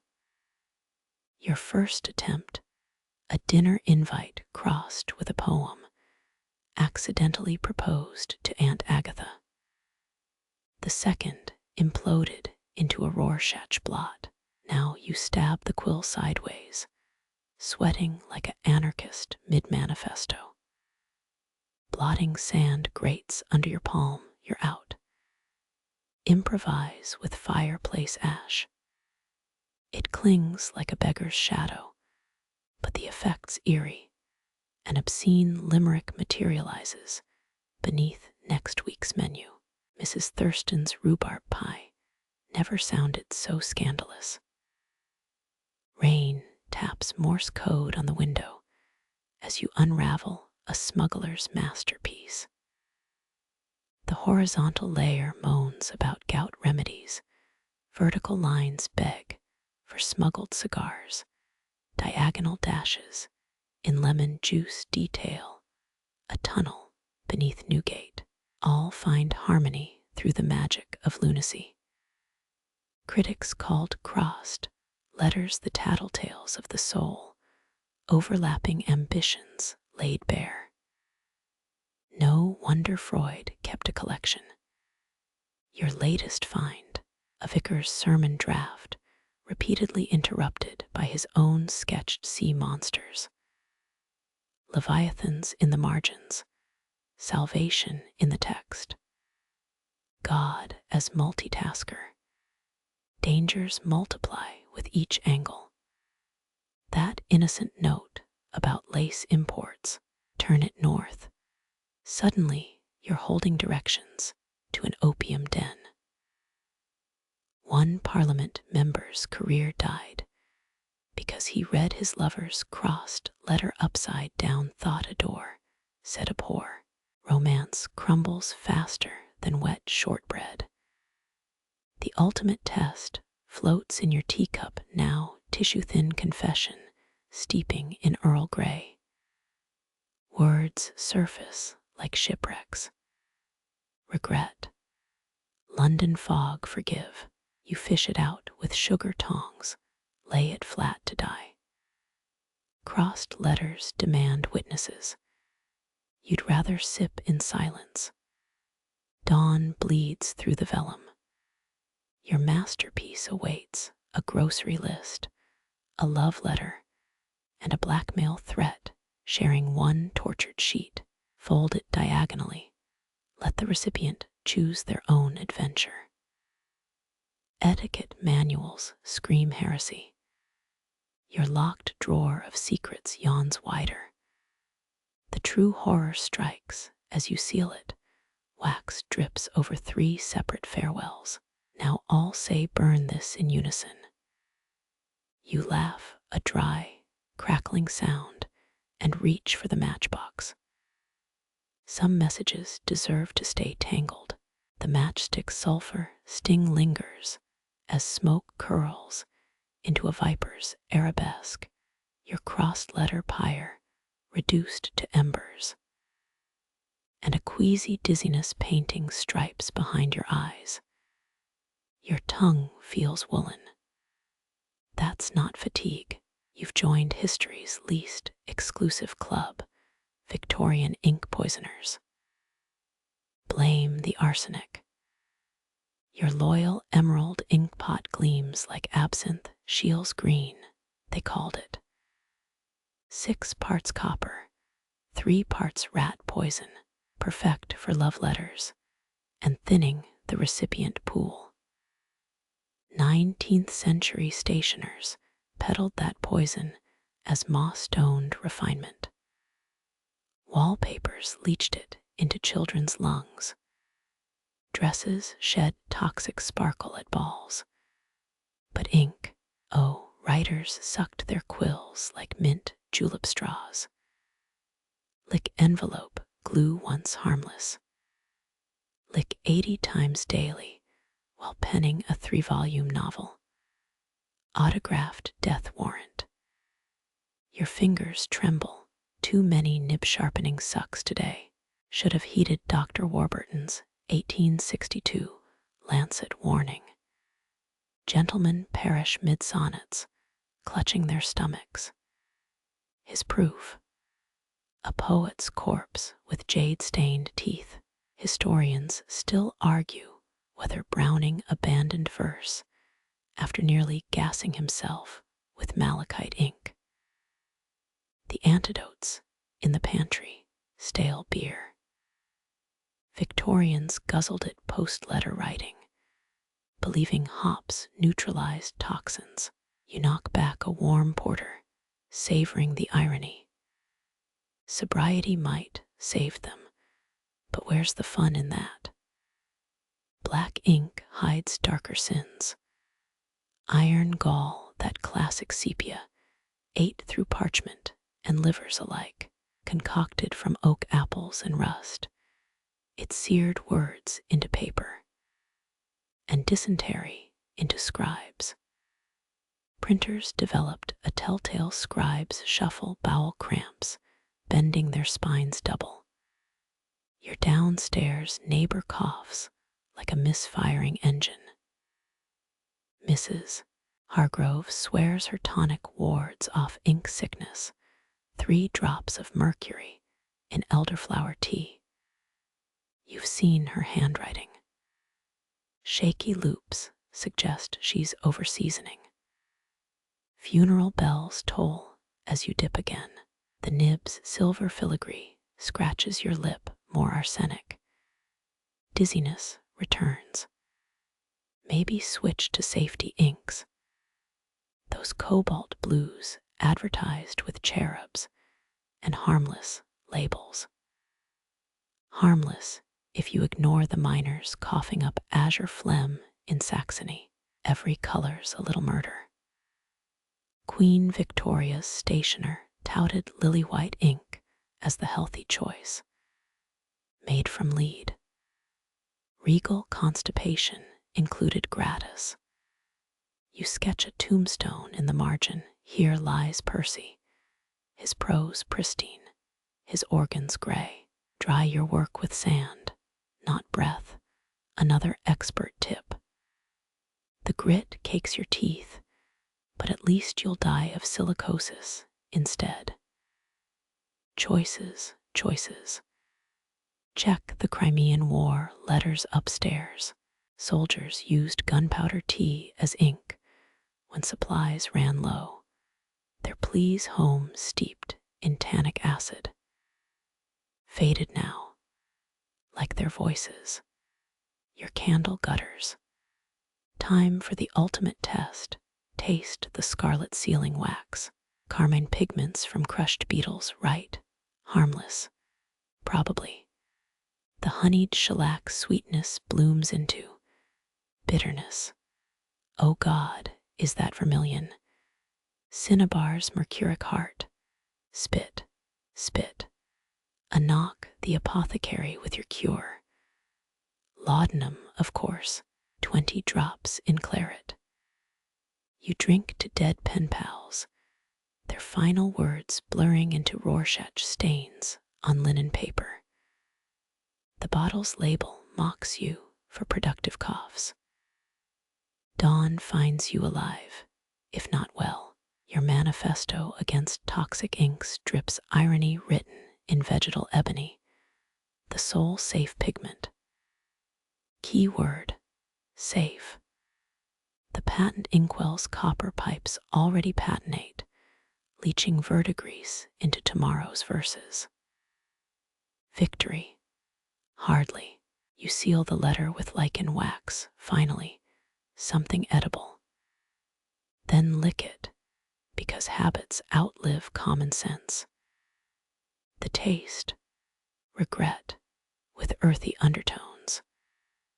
The lichen wax clings to your thumb like congealed honey, thick and stubbornly organic. You press the seal, imagining some Edwardian clerk's hands mirroring yours. But true security lies not in sticky blobs. Reach for the paper knife, a silver stiletto with mother-of-pearl scales. Slice diagonally across the page's edge. Victorian letter locking turns stationery into origami fortresses. Fold here, tuck there, no wax needed to trap secrets. Mary, Queen of Scots, perfected the butterfly lock during her imprisonment. Her final letter, a zigzag masterpiece, its creases sharper than the axe awaiting her. Mainstream fact that.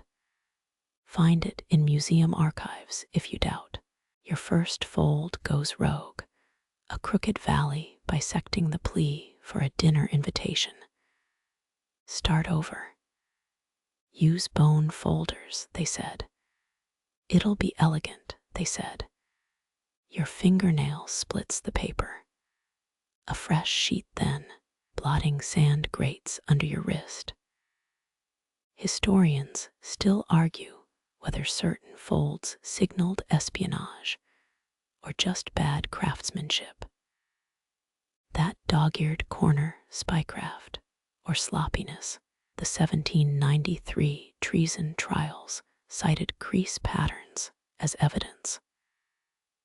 12 men hanged because someone folded like a drunken accordionist. Certain techniques defied imitation. The spiral lock required looping the paper into a starfish shape. Only the recipient knew the pinch points to unravel it. Try reverse engineering that with butter-slick fingers. A headache blooms behind your eyes. Quirky tidbit, some soaked folded edges in vinegar or urine. The acrid smell deterred prying eyes, or maybe just made them gag. Your own concoction, lime juice and black pepper, stings the paper cut on your thumb. Effective. Locked letters wore their history like scars. A torn seam here, a suspiciously flattened corner there. You examine a 1840s specimen, yellowed and fragile. Its accordion folds suggest a lover's quarrel or a grocer's invoice. Hard to tell centuries later. The real genius, self-contained security. Break the lock, and the message tore itself apart. Like IKEA furniture in reverse. You test it, a swift tug, and dearest Matilda becomes confetti. Whoops. There goes Aunt Agnes's cake recipe. Perfection demands sacrifice. Your wastebasket overflows with butchered attempts. Finally, a crisp triangle emerges, corners sharp enough to draw blood. Slide it into an envelope slit just wide enough. Too tight, and the parchment chokes. Too loose, and secrets spill. Midnight chimes. Your lamp's oil runs low. A locked letter sits complete, a paper hedgehog defying intrusion. You smile until the fireplace belches smoke, and the draft sends your creation skittering into the flames. Poetic justice for all those botched folds. Knuckles rap the door. A messenger's shadow warps through the frosted glass. You toss the salvaged letter, lightly singed, into his satchel. His grin reveals stained teeth. Iron gall enthusiast, clearly. As he leaves, you notice the envelope's diagonal slice, mirroring your own knife's angle. Coincidence? Unlikely. The folds whisper a truth wax never could. Some locks don't just protect secrets, they recruit accomplices. The envelope's wax smells of burnt sugar and deceit. You blink strange, since you used plain beeswax moments ago. A hair-thin slit mars the seal's edge. Someone's been snooping. Typical. This is 1874. After all, the golden age of marriage, contracts masquerading as love letters. Your fountain pen hovers over cream-laid paper. Dearest Emmeline feels too warm, esteemed Miss Harcourt too cold. Every syllable here determines whether Papa's textile mills stay solvent. No pressure. Historians estimate 3/4 of Victorian engagements began with spreadsheets disguised as poetry. Mainstream fact there. Check those dusty matchmaking ledgers. A dowry list glares up at you. £500. A mahogany escritoire. 12 sets of monogrammed bedsheets.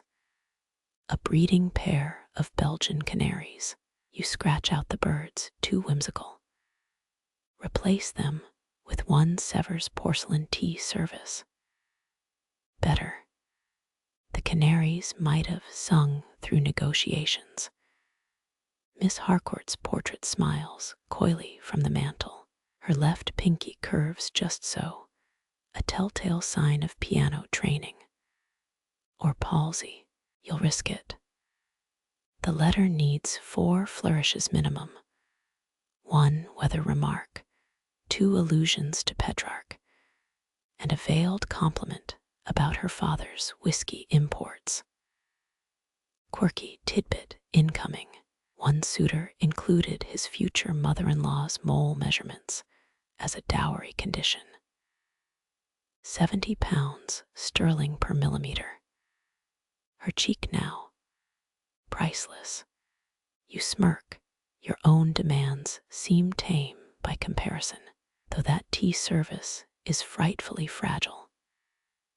Ink blots the page where you hesitated. Blast. 3 drops exactly like a tiny Orion's belt mocking your prose. Start fresh. Reference the unseasonably warm April. Compare her eyes to what's noncommittal yet stirring. Acknowledged sunsets. 2 pedestrian. Haunted bogs. 2 specific. Wedding settlements often hid land deals in floral metaphors. A rose garden meant Lancashire acreage. Nightshade signaled pending lawsuits. You propose joint ownership of a well-tended orchard code. For MERGING, Chinese letter, his docks with her family's warehouses. Clever, boring, profitable. Historians still argue whether Charlotte Bronte's suitor really offered 6 goats and a salt mine in his proposal. The original letters lost, conveniently. You'd take the goats. They'd at least eat Aunt Agnes's hydrangeas. Cash amounts get spelled out in looping script. 5,000 pounds becomes the admiration of 5,000 honeybees toward their queen. Flattering, opaque, deniable. You've deciphered worse in merchants' missives, usually hidden between complaints about gout and mutton prices. A KNOC, Kejada'atayeri, gives YOU Chinese letter. The housekeeper brings ratafia biscuits shaped like wedding bells. Ominous. Their almond crunch echoes through the silent study. You wash them down with sherry, the cheap kind. Can't waste the good stuff on desperation. The final draft gleams with untouched margins. No smudges, no crossouts. Just 9 paragraphs of excruciating decorum. Even the semicolons ache with restraint. You fold it using the merchant's pleat, 3 horizontal creases declaring stable finances. The wax pool deepens from ruby to arterial red. Rain lashes the windows as the clock tower clangs twice. Somewhere Miss Harcourt sleeps, or practices arpeggios, or counts her dowry napkins. Your proposal shivers in its envelope, awaiting the morning post. It feels lighter than it should. Did you forget the postscript? No matter, a diagonal slice mars the seal already, the same knife-cut flourish from yesterday's curious messenger. Coincidences make poor bedfellows. Better to assume collusion. You tuck a sprig of withered myrtle into the envelope's lining. Let the Harcourt family botanist decode that. Sleep won't come. The canaries in their cage, replacement draft, not yet negotiated, tweet a derisive little melody. You count imagined flaws in the letter until dawn stains the sky the color of diluted ink. By noon, either champagne or arsenic will flood this study. The scar on your thumb throbs, that paper cut from yesterday's failed locks. A reminder, every eternally yours carries a price. Every curly-cued S could signature your salvation or your ruin. You blow out the lamp. Let the Harcourt account books decide. Rain drums a Morse code against the barracks roof, dawn's gray light revealing your ink-stained fingers. The trench mud on your boots has dried into topographic maps of no man's land.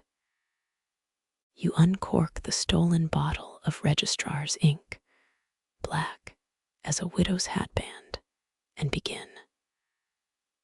Letters home demand battlefield poetry without death. You describe rats as overenthusiastic chess pieces, artillery barrages as thunder practicing scales. The censors circled scales last time too aquatic. This week's metaphor, a symphony of blacksmiths. Let them puzzle over that mainstream fact incoming. The British Army issued pre-printed, whilst I am safe postcards, just tick boxes. I am well/wounded/dead. Efficient. Soulless. You smuggled in proper stationery anyway, watermarked sheets, traded for a pack of woodbines. Your brother's last letter sits folded in your breast pocket. The paper smells of gas and peppermint, his final line blurred by a rainstorm or tears. Tell Ma I ate the oranges. Oranges he never received. You write that lie anyway, quirky diversion. A corporal in your regiment sends home pressed lice as love tokens. His sweetheart thinks they're exotic beetles. You've sewn 3 into his envelopes, lining yourself. Romance thrives on strategic omissions. The inkwell trembles as shells whistle overhead. A drop splatters your salutation. Dearest Clara becomes dearest Clot. Charming, you add a doodle of a smiling blood cell gallows humor she'll either frame or burn. December's chill cracks the ink mid-sentence. Words fossilize into jagged streaks. You warm the nib with matchlight, careful not to singe the sheet. Last month's burn hole still haunts footnote 3 of your love letter. Every third word gets blacked out by censors. You craft decoy sentences about the weather. The rain here writes poems in the mud hides attack postponed at Ypres. Let the War Office decode your iambs. Historians still argue whether Private Higgs's shopping list, 3 tins of bully beef, 1 harmonica, 17 nails, contained troop movements in acrostic form. His ghost isn't telling. Neither are the nails. Your candle gutters. The final paragraph shrinks to microscript, slanting letters crammed like refugees in the margin. You sketch a willow tree over the smudged postscript, mourning symbol or doodle. Let interpretation be her artillery. The envelopes glue tastes of dead horses and bureaucracy. You seal it with a thumbprint, a whorl map even the censors can't redact. Somewhere in Somerset, Clara will trace that ridge and know. Mourning brings a replacement inkwell confiscated from a captured trench. Inside, a German soldier's half-finished letter to someone named Liesel. His main angel looks identical to your My Angel. You add his unsent sketch of a lark to Clara's envelope. Shared skies. A moth escapes your gas mask case, fluttering against the censor's scarlet approved stamp. You let it nest in the mailing sack. May its wings blur every inked lie into something like truth. 3 days later, a sniper's bullet tears through your map case. You slump over tomorrow's unsent letter, its closing line bleeding into a Rorschach bloom. The censor's pen hovers, then moves on. Poetry survives. The morphine drips slow, each drop a metronome for your chalk-scrawled circles. London's fog presses against the seance, room's violet curtains, like a mourner desperate to testify. Your hand hovers over parchment, the nib dipped in ink brewed from funeral lilies and grave soil. They said Clara shouldn't keep writing to a dead man. But here you are, medium for hire, pretending his ghost cares about postage stamps. Mainstream fact. Victorian mourning. Etiquette demanded black-bordered stationery for a year. But grief has no calendar. Clara's fourth unsent letter bears crescent nail marks, not wax seals. She clutches it like a rosary, each fold a silent prayer. The gas lamp hisses, its flame shrinking from her desperation. The planchette jerks, a marionette with stage fright. You let it scribble nautical coordinates. He's near water. Clara inhales sharp Ypres trenches, flooded constantly. A lucky guess stitching itself into truth. Her gloves creak as she reaches for the paper, leaving smudges that could be tear tracks or sweat. Quirky twist. London's Spirit Post Society claimed to mail letters to the afterlife, 3p per stamp. Their undelivered backlog still moulders in a Brighton cellar, envelopes swollen with unread confessions. You've raided it twice, borrowing phrases for clients craving familiar ghosts. Your wrist moves without consent, looping cursive in a hand not your own. Moths chewed through my maps, Clara whimpers. His last letter mentioned moths. Coincidence or clever ruse? You swallow the answer with lukewarm Earl Grey. The tea tastes of iron, blood, or rust. Either suits the transaction. Historians still argue whether famed medium Madame Blavatsky's automatic scripts were divine whispers or plagiarized travelogues. Either way, she died with 17 fountain pens clutched to her chest, a writer to the end. You keep one hidden in your boot, its nib bent from forging final words. Parlor tricks or portal, the ink shifts mid-sentence. English becomes French, becomes symbols even Rosetta couldn't crack. Clara doesn't notice the transition. She's too busy kissing the page, lipstick staining the word angel beyond recognition. Outside, a carriage rattles, its wheels chanting fraud, fraud, fraud against cobblestones. You lean into the roll head, lolling voice dropping an octave. He says, the oranges reached him. Her wail shakes the spirit bell, its chime a dinner gong for lurking shadows. Truth is a currency, and you're its counterfeit mint. The floorboards groan, approving or protesting. Hard to tell. A coal pops in the grate. Ash floats onto the parchment, forming a Rorschach lark. Clara collapses into the revelation. You pocket your fee, 2 guineas, and a lock of hair. Let the dead keep their secrets, the living pay better. The hair smells of bergamot and betrayal, another client's souvenir. Midnight finds you scrying tomorrow's obituaries. Fresh ink spirals in its dish, waiting to birth more ghosts. Your ledger lies open page after page of vanished names. Mrs. Weatherby's husband loves the orchids.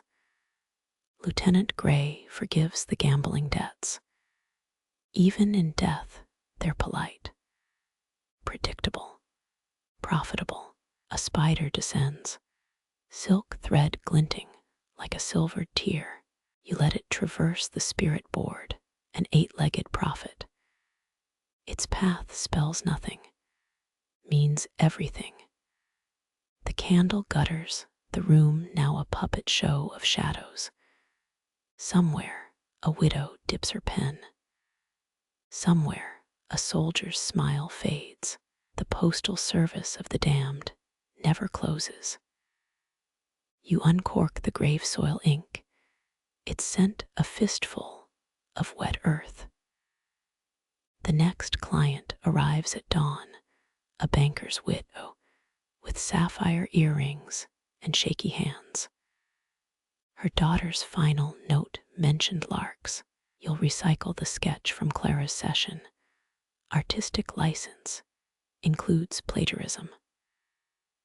The spider flees up its thread, wise creature. Dawn's first light reveals yesterday's, lies hardening on parchment, brittle as dried bones. You burn them in the grate, ash rising like phantom script. One fragment escapes, a French word you don't recognize. It lingers in the air, dancing with the moth from a dead man's last letter. Shared skies, shared lies. The circle remains unbroken. Your finger traces Morse code scars on the desk, raised dots, and dashes burned into oak by a drunk telegrapher in 1872.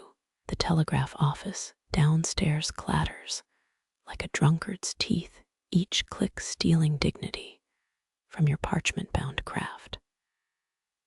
Gone are the days of weighing ink viscosity against a lover's patience. Now copper wires carry hasty, stop-laden telegrams that reek of train smoke and capitalism. You uncork a vial of indigo ink, its aroma of crushed violets, a middle finger to progress.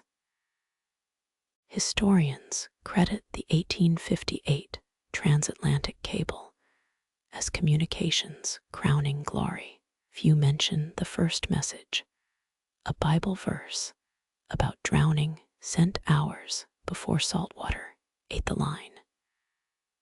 Facts decay faster than intent. A client slides a telegram across your desk, 3 words demanding a funeral wreath. No salutation, no sealed wax, just a name and a price. Efficiency's boot heel grinds against your throat. You ink a reply anyway, each curlicue a tiny rebellion, knowing she'll pay extra for gilded margins. Profit lubricates tradition. Telegraph boys huddle outside, sucking lemon candies, their fingers calloused from keys, not quills. Rumor says Western Union hired ex-boxers to intimidate lamplighters turned operators. You've seen their knuckles crusted with dots, not blood. A cracked window lets in clickety gossip. Miss Hargreaves eloped via stop-laden telegrams, 7 words total. Her mother's rebuttal required 38. Here's the rub. Victorians swore telegrams, sterilized prose. Yet, you've decoded rhyming slang in cleaner Morse. Rose's blue meaning debts, unpaid. Clock forged signaling blackmail. Frugal poets, exploited per word pricing. 8 shillings, bought a sonnet in cipher. Historians still argue whether operators invented their own code. Love notes disguised as grain prices. Your pocket watch ticks, a metallic echo of the dead letter, office's sorting machine. You dip a crow feather into ink. The telegraph's staccato heartbeat accelerates downstairs. No one notices your forgery of Lord Pembroke's signature, nor cares. Authenticity died with the penny post. A spider descends onto fresh stationery. You let it trace a path through yours devotedly. Its silk mocks Morse's cables, fragile, perfect, free.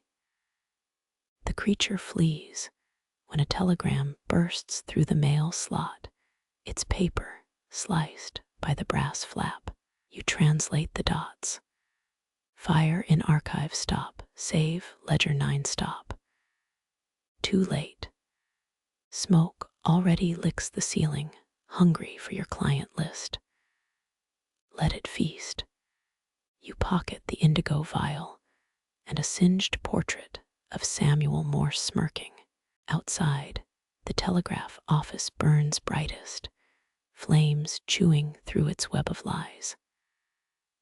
Operators flee clutching fists of copper wire. Dawn finds you at the river, pages of half-written letters dissolving into foam. A telegram floats past, mother ill stop, come home stop. The ink bleeds, but the message holds. Some ghosts prefer speedboats to sailing ships. Your boots sink into mud as you whisper a florid eulogy the river ignores. The surviving telegraph pole stands crooked, its wires curled like pigtails. A boy taps out a message for no one. Love, love, love. Static eats his confession. You drop a letter into the current, addressed to no one, signed with Morse's birth name. Let the Atlantic decide who drowns. Rain starts needles pricking your neck. Somewhere, a widow licks a stamp's bitter glue. Somewhere, a banker counts telegram profits. Your ink swirls downriver, indigo tendrils grasping for a past already becoming myth. The spider reappears, dancing across a waterlogged telegram. Even it knows. Dead languages float longer than live ones. You light a cigar with a half-burnt, urgent flimsy. Smoke letters your resignation into the fog, all 11 words. Let historians parse that. The harbor fog curls around your boots like apologies from a cheating spouse, thick with unspoken truths. You board a clipper ship's carcass, turned pawnshop, its hull stuffed with smashed typewriters and divorce papers. A mustached clerk leers over counterfeit love letters, priced by wound depth. Degree burns cost extra. Your burnt ledger feels hotter than the arsenic-laced correspondence in your coat. Everyone knows Lord Byron's leaked letters sparked a suicide, but you've seen worse. In 1863, a laundress found Prime Minister Palmerston's erotic sonnets sewn into his mistress's corset. The press called it Linengate. You trade 2 forged telegrams for a tin of lemon-curd ink. The clerk wipes his nose with Disraeli's stolen handkerchief, a thread count screaming embezzlement. Gossip claims lemon juice hid messages between suffragettes in prison. Try reading that by candlelight without singeing your eyelashes. A banker's wife rushes in her veil reeking of scandal and bergamot. She slams a mahogany box on the counter. I need these to vanish. Inside, 16 years' worth of blackmail letters, each sealed with a rival's lip wax. You quote a price. She pales. Historians still argue whether Lady Carlisle deliberately leaked her own letters to sway reform bills, or just owned a clumsy maid. Rain taps Morse code on the roof. It spells hypocrite in reverse. You pocket a chloroform-stained valentine as collateral. Remember the Earl who sued himself over leaked memoirs. The courts made him pay damages to himself. Even juries laughed. Midnight finds you etching a warning into prison soap, your nails clogged with lies. The box of secrets sits chained below deck, next to smuggled crates labeled portable morality. A customs officer once confessed on pink scented paper that he'd ignored them for a 17-year-old whiskey habit. Dawn cracks open like a betrayed spine. You're reciting plague-era quarantine laws to a widow when the pawnshop explodes. Flakes of burning ledgers spiral upward, each page a falling star.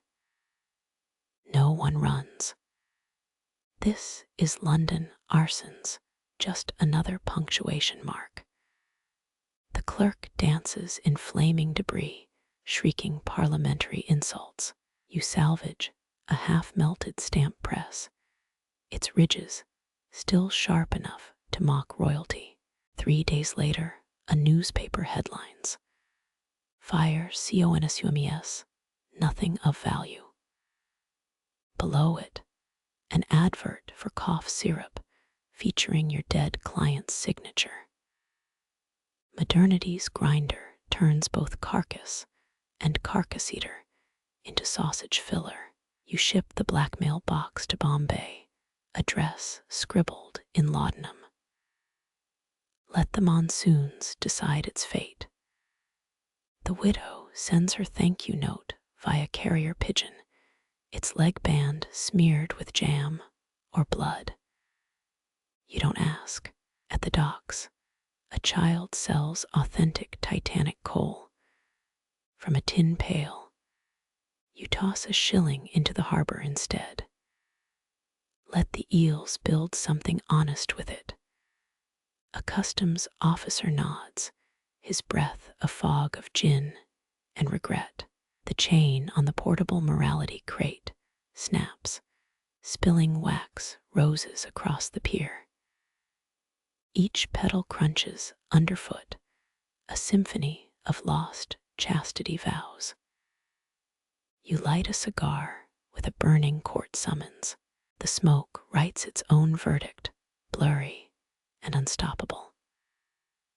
The verdict smoke coils into a perfume shop's shattered window, mixing with bergamot and panic. You step over etiquette manuals, spilling from a gutted suitcase, correct conduct for ladies and gentlemen bleeding into a puddle. A street urchin hawks torn pages as toilet paper for toffs. 3 sheets for 6pence. Your dignity's never been cheaper. Mrs. Beaton sold 38,000 copies of her manners guide in 1861. Her recipes for scones and decency, equally inedible, but you've seen racier editions. the ones advising widows to trap arsenic in their lace cuffs if harassed at wakes. The printer's ink still smells like desperation and glue. You pocket a page titled Acceptable Topics for Tea with spinster aunts. Step 2 cautions against discussing pickled organs or adult daughters. Someone scribbled in the margin, unless she brings up the inheritance first.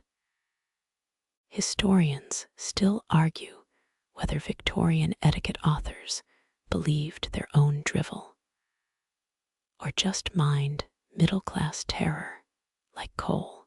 A constable kicks aside a chapter on soup-slurping penalties, improper, stamped in red across his boot. Remember, those hatpins ladies used to measure margin widths. Turns out 14 hatpin lengths from the page edge meant respectable, but 9 screamed adventurous. Of course, the pin makers funded that rule. Capitalism's greasy fingerprints stain every moral decree. You duck into an alley where a forger stamps 8th edition on fresh manuals, the ink still wet. He offers you a discount for burning last month's outdated morals. The chapter on mourning periods now condenses widow's weeds to 3 weeks if she remarrying rich. Progress, 1 part pragmatism, 2 parts cyanide. Across the street, a newlywed sobs into her wedded bliss correspondence's handbook. Page 43 just informed her that laughing before noon disqualifies motherhood. Her groom stuffs the book into a dustbin. It slides down grease and oyster shells. You whisper, burn it. They reprint faster than rats anyway. A rag-and-bone man's cart overflows with leather-bound lies. How to address a baronet's illegitimate nephew nestled between gutted mattresses. His mule wears a top hat nailed to its bridle haute couture for the ethically flexible. You trade a counterfeit theater ticket for a manual on curtsy angles. The diagrams so precise it could guide artillery fire. Twilight slithers through pawnshop grates as you annotate a smuggled French etiquette guide. Their rules demand kissing a hostess's doorstep if you arrive after 6. But before 7 requires rhyming apologies. You black out the worst passages with smuggled ink, each stroke hissing like a deflating moralist. The constable returns, his boots now caked with pages on gentlemanly fistfight protocols. He arrests the forger for distributing unlicensed virtues. The sentence: transportation to Australia, where etiquette books recommend bowing to kangaroos as landed gentry. You light a cigar with a chapter titled When to Silence Your Wife. The ash flutters onto a passing dowager's bonnet, its feathers quivering like outraged governesses. She snaps her fan, pre-inked with the 10 Commandments, and smacks a beggar for breathing too loudly. Midnight finds you feeding manuals to a factory furnace. The flames belch alphabet soup, BS for breeding, and LS for lies. Workers toss, in shredded debt contracts, both sets of shackles, burning the same tarnished gold. By dawn, the air stinks of charred morality. A printer's devil offers you a warm wax seal, fresh sins pressed hourly. His samples include notorious, in cursive, and regretfully declined in blood-red ink. You decline, regretfully. The canal ripples with floating pages, ink bleeding into rainbow stains. A child skims them like stones, each splash erasing another rule.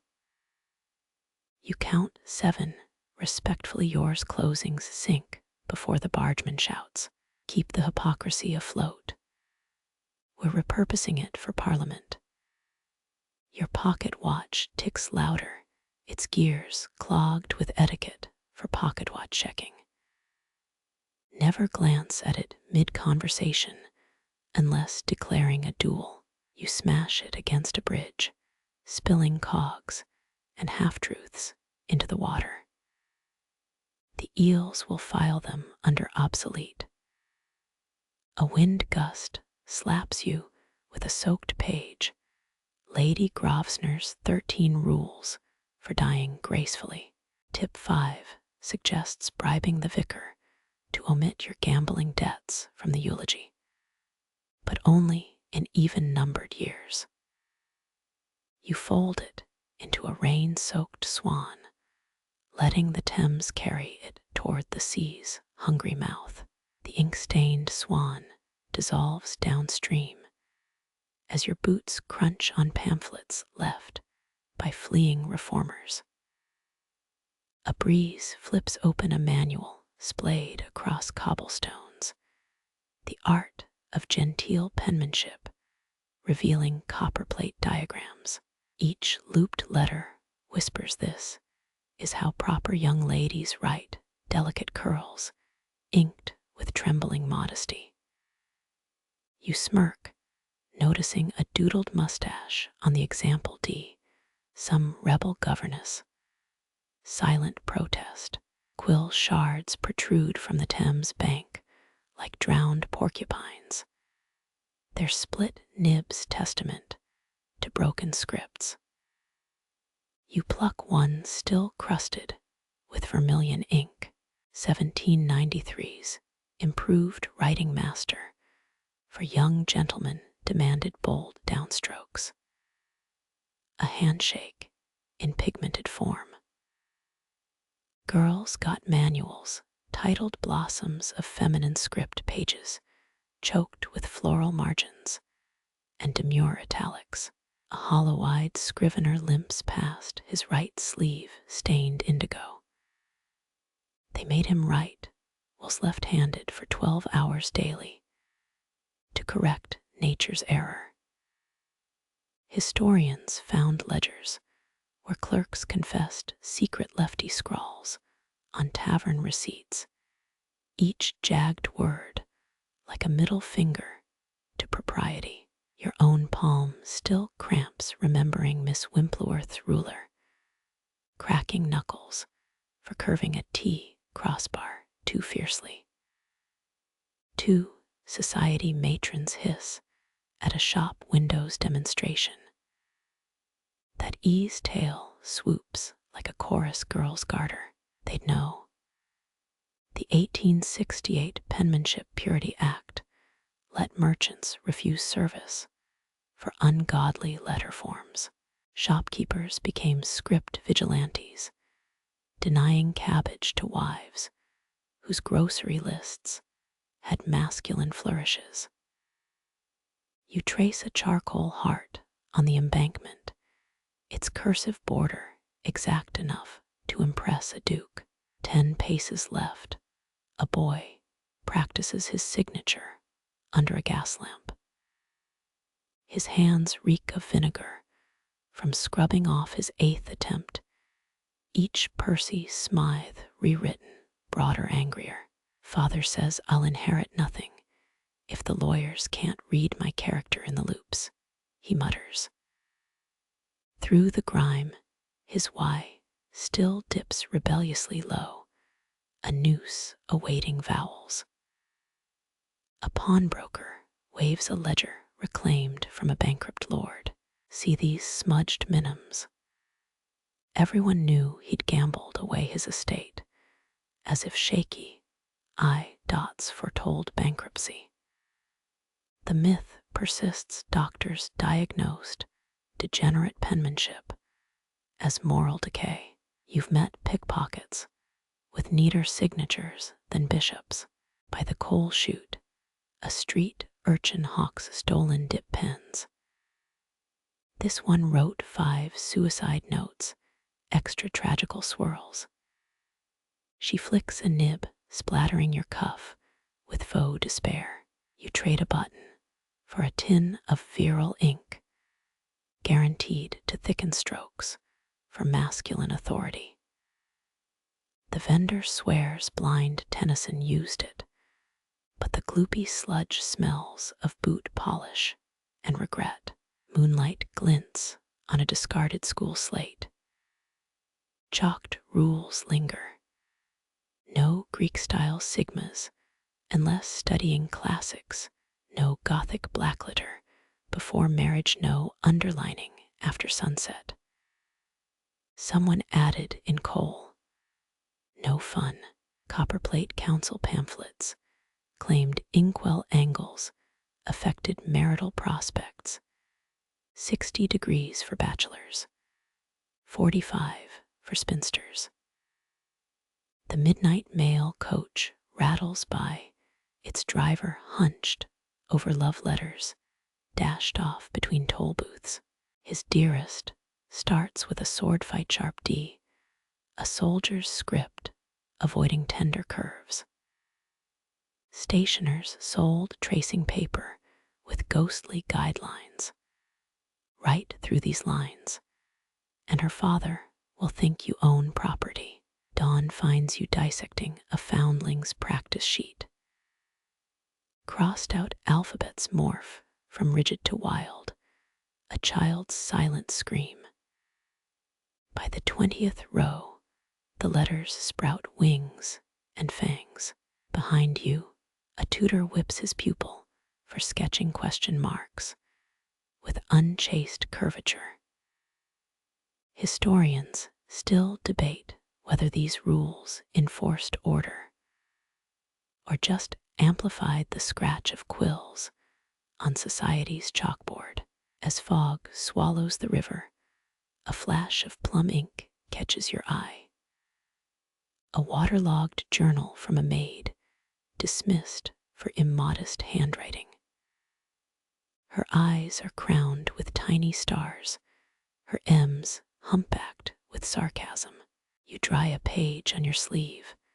The last entry complains about starching collars while quoting Mary Wollstonecraft.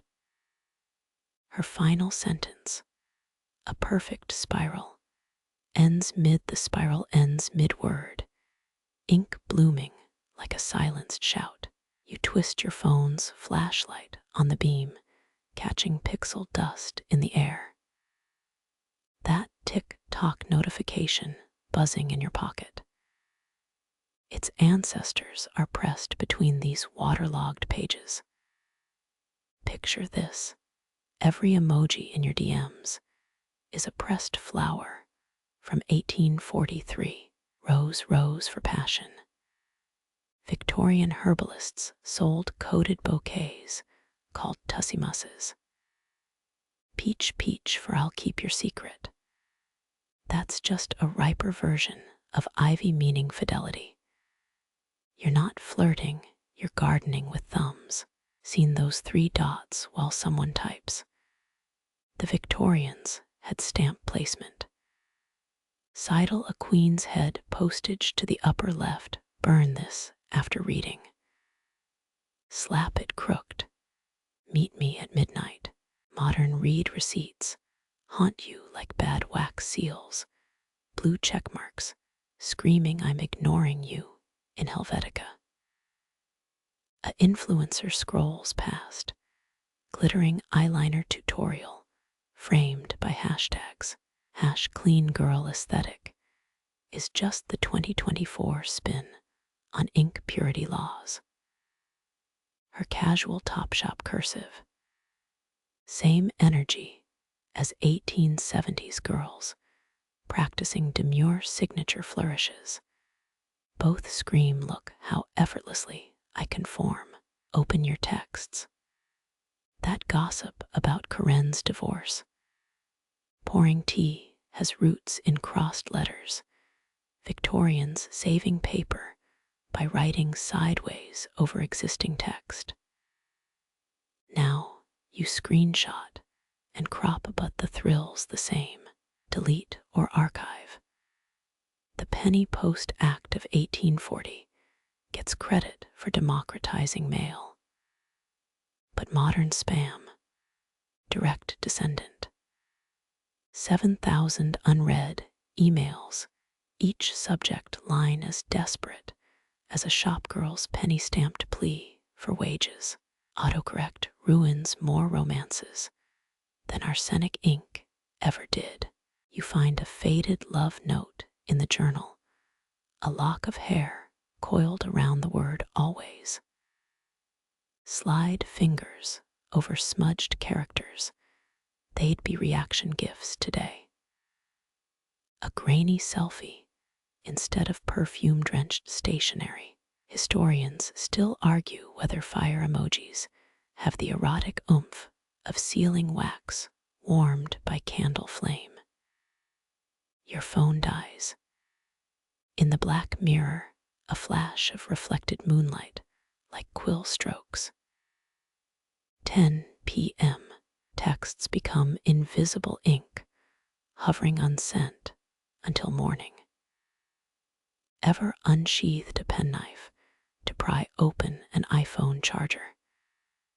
Same tension as slicing a contentious letter seal. Old documents mention teenage diarists sewing bells into curtains to hear snooping parents. Now teens snap self-destructing photos. Same paranoia, new tech.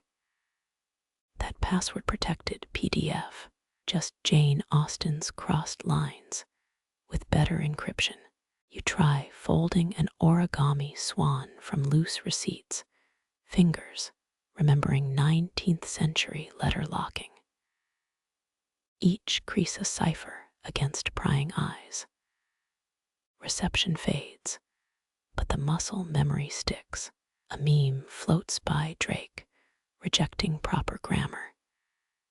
And you realize it's a millennium's answer to penmanship purity riots. Clouds blot the moon, screen-dimmed streets mimicking gas lamp glow. Tinder bios echo personal ads from the Times minus the requirement for straight-backed GS, proving virginity. Swipe left, the digital equivalent of returning unopened mail for improper margins. Wind flutters the journal's torn edge, a torn edge like a Twitter thread cutoff. 2 centuries apart, we're all still hacking systems meant to stifle us. Your thumb hovers over a draft email, then exits. Some ghosts prefer staying between the lines. Your thumbprint smudges the screen, a greasy cipher matching the journal's foxing stains.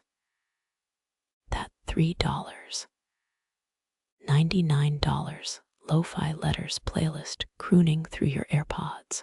Its crackles mimic feather, quills scratching vellum if you ignore the subway rumbling underfoot. You unfurl a fresh sheet of resume paper, its texture foreign after years of glass screens. Modern irony, we pay extra for distressed stationery mimicking 1800s poverty. Third wave lettercraft isn't rebellion, it's aestheticized desperation. Your pen hovers, capital letters forming like castle ramparts, doodling ivy vines in the margins, the same ones 1893 clerks used to signal discretion. Remember Mrs. Beeton's book of household management. Historians cite its letter-writing chapter as Victorian gospel. Few know she plagiarized it from a bankrupt etiquette columnist. Original drafts found stuffed in a taxidermied peacock. Your grandma's embroidered live laugh love. Direct descendant of samplers, teaching girls to stitch proper salutations. A meme circulates. TikTokers boiling rose petals for vintage ink. Real 1840s writers used worse. Ever simmered oak galls with iron nails. The resulting black ooze put squid ink to shame and stank like hell's broth. Your artisanal gel pen, a Febreze-drenched downgrade. Snail mail's resurgence isn't cozy nostalgia, it's controlled panic. 17-year-olds rediscover cursive despite ChatGPT. Instagram poets revive wax seals, then panic when USPS melts them. That return to simple living YouTuber. She outsources her handwritten notes to Etsy ghostwriters. You crease paper sharply, 19th century letter, locking without a tutorial. Triangles defeated you until realizing Victorians used bone folders stolen from bookbinders. Now, you repurpose old credit cards. Modern problem.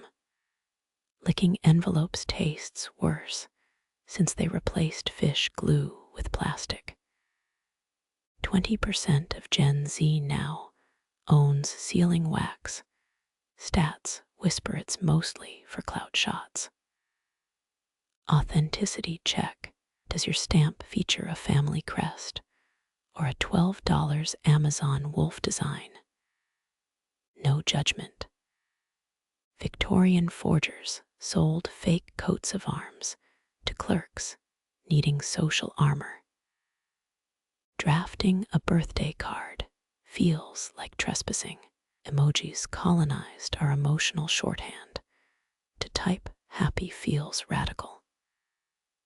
You dot an I with a heart realizing teens did the same in 1885 diaries. Archaeologists recently found one carved into a Pompeii wall proof. Humans never evolve past hormonal graffiti. Paper shortages birthed crossed letters. Now upcycled stationery sells for $28 a pack. Your draft mixes grocery lists and existential dread, a spiritual successor. Writers once saved ribbon scraps to mark urgent passages. Today's highlighters, less poetic. Fragments of my soul and CVS coupons. That influencer's letter writing challenge. Its viral template steals from 1920s correspondence courses. Original ads promised epistolary elegance in 6 weeks, swindling parlor maids wanting to marry up.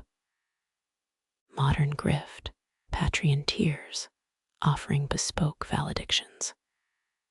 Your pen leaks, cobalt rivulets recalling deadly Victorian inks. Women licking arsenic green envelopes, poisoning themselves for aesthetics. An Oxford study blames bad ventilation for most deaths, not stationery. Modern win. Glitter gel pens won't kill you. Probably. Archivists just digitized a 19th century perfume seller's ledger.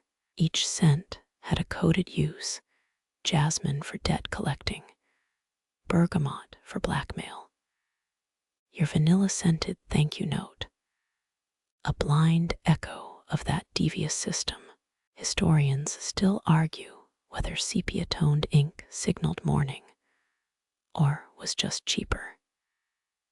Your vintage filter choice echoes that ambiguity, sliding saturation while listening to lo-fi Bach. 2 a.m. now. The journal lies open, moonlight flattening its cursive into incomprehensible glyphs.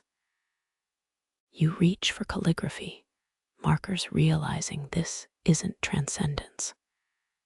It's translation. Every stamped envelope, a message in a bottle flung into Wi-Fi waves. A train howls. The last blue light blinks out, city smudging into a charcoal panorama. Somewhere, a wax seal cracks, unfolding a plea for connection, older than emoji. Your fingerprint blurs the glass, a smudged signature mirroring time-worn pages.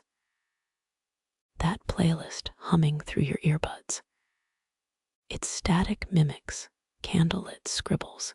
If you pardon the sirens wailing outside, you smooth the paper. It's linen, W-E, a V, E, Chinese letter, under thumbs calloused by trackpads. We crave textures that outlive us. Your pen trembles, shaping block letters like iron gates. Doodling laurel leaves where Victorian clerks once signaled secrets. They never told you, Mrs. Beaton stole her advice from a penniless gossip writer, her wisdom stuffed inside a stuffed bird. Your kitchen's live laugh love sign, grandchild of samplers that trained girls to stitch polite lies. Modern ink smells of synthetic lavender. Victorians brewed theirs from rotten nuts and rust, a stench clinging to parlors for weeks. Your gel pen's scent won't linger nor poison anyone. Small mercies. Those wax seals on your desk, most will melt in mail trucks, just like 1847. But you press them anyway, a ritual older than zip codes. The Amazon crest means nothing and everything. Your birthday message hesitates. Emojis corroded your vocabulary. A heart over the eye feels reckless. Until you spot the same flourish in your great-grandmother's diary. We've always been sentimental vandals. The paper holds your grocery list beside a haiku about mortality. Victorians recycled too, their cross-written pleas hidden under shopping lists. You underline a word with washi tape, pale cousin of silk bookmarkers. Night deepens. Moonlight bleaches ink into ghost script. You fumble for markers, realizing this isn't art. It's alchemy, transmitting heartbeat rhythms across centuries. Each envelope, a lantern tossed into digital darkness. Somewhere, a train sighs.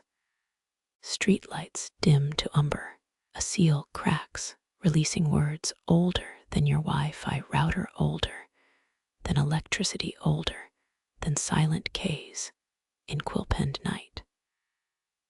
Breathe. The world still turns, one stamped syllable at a time.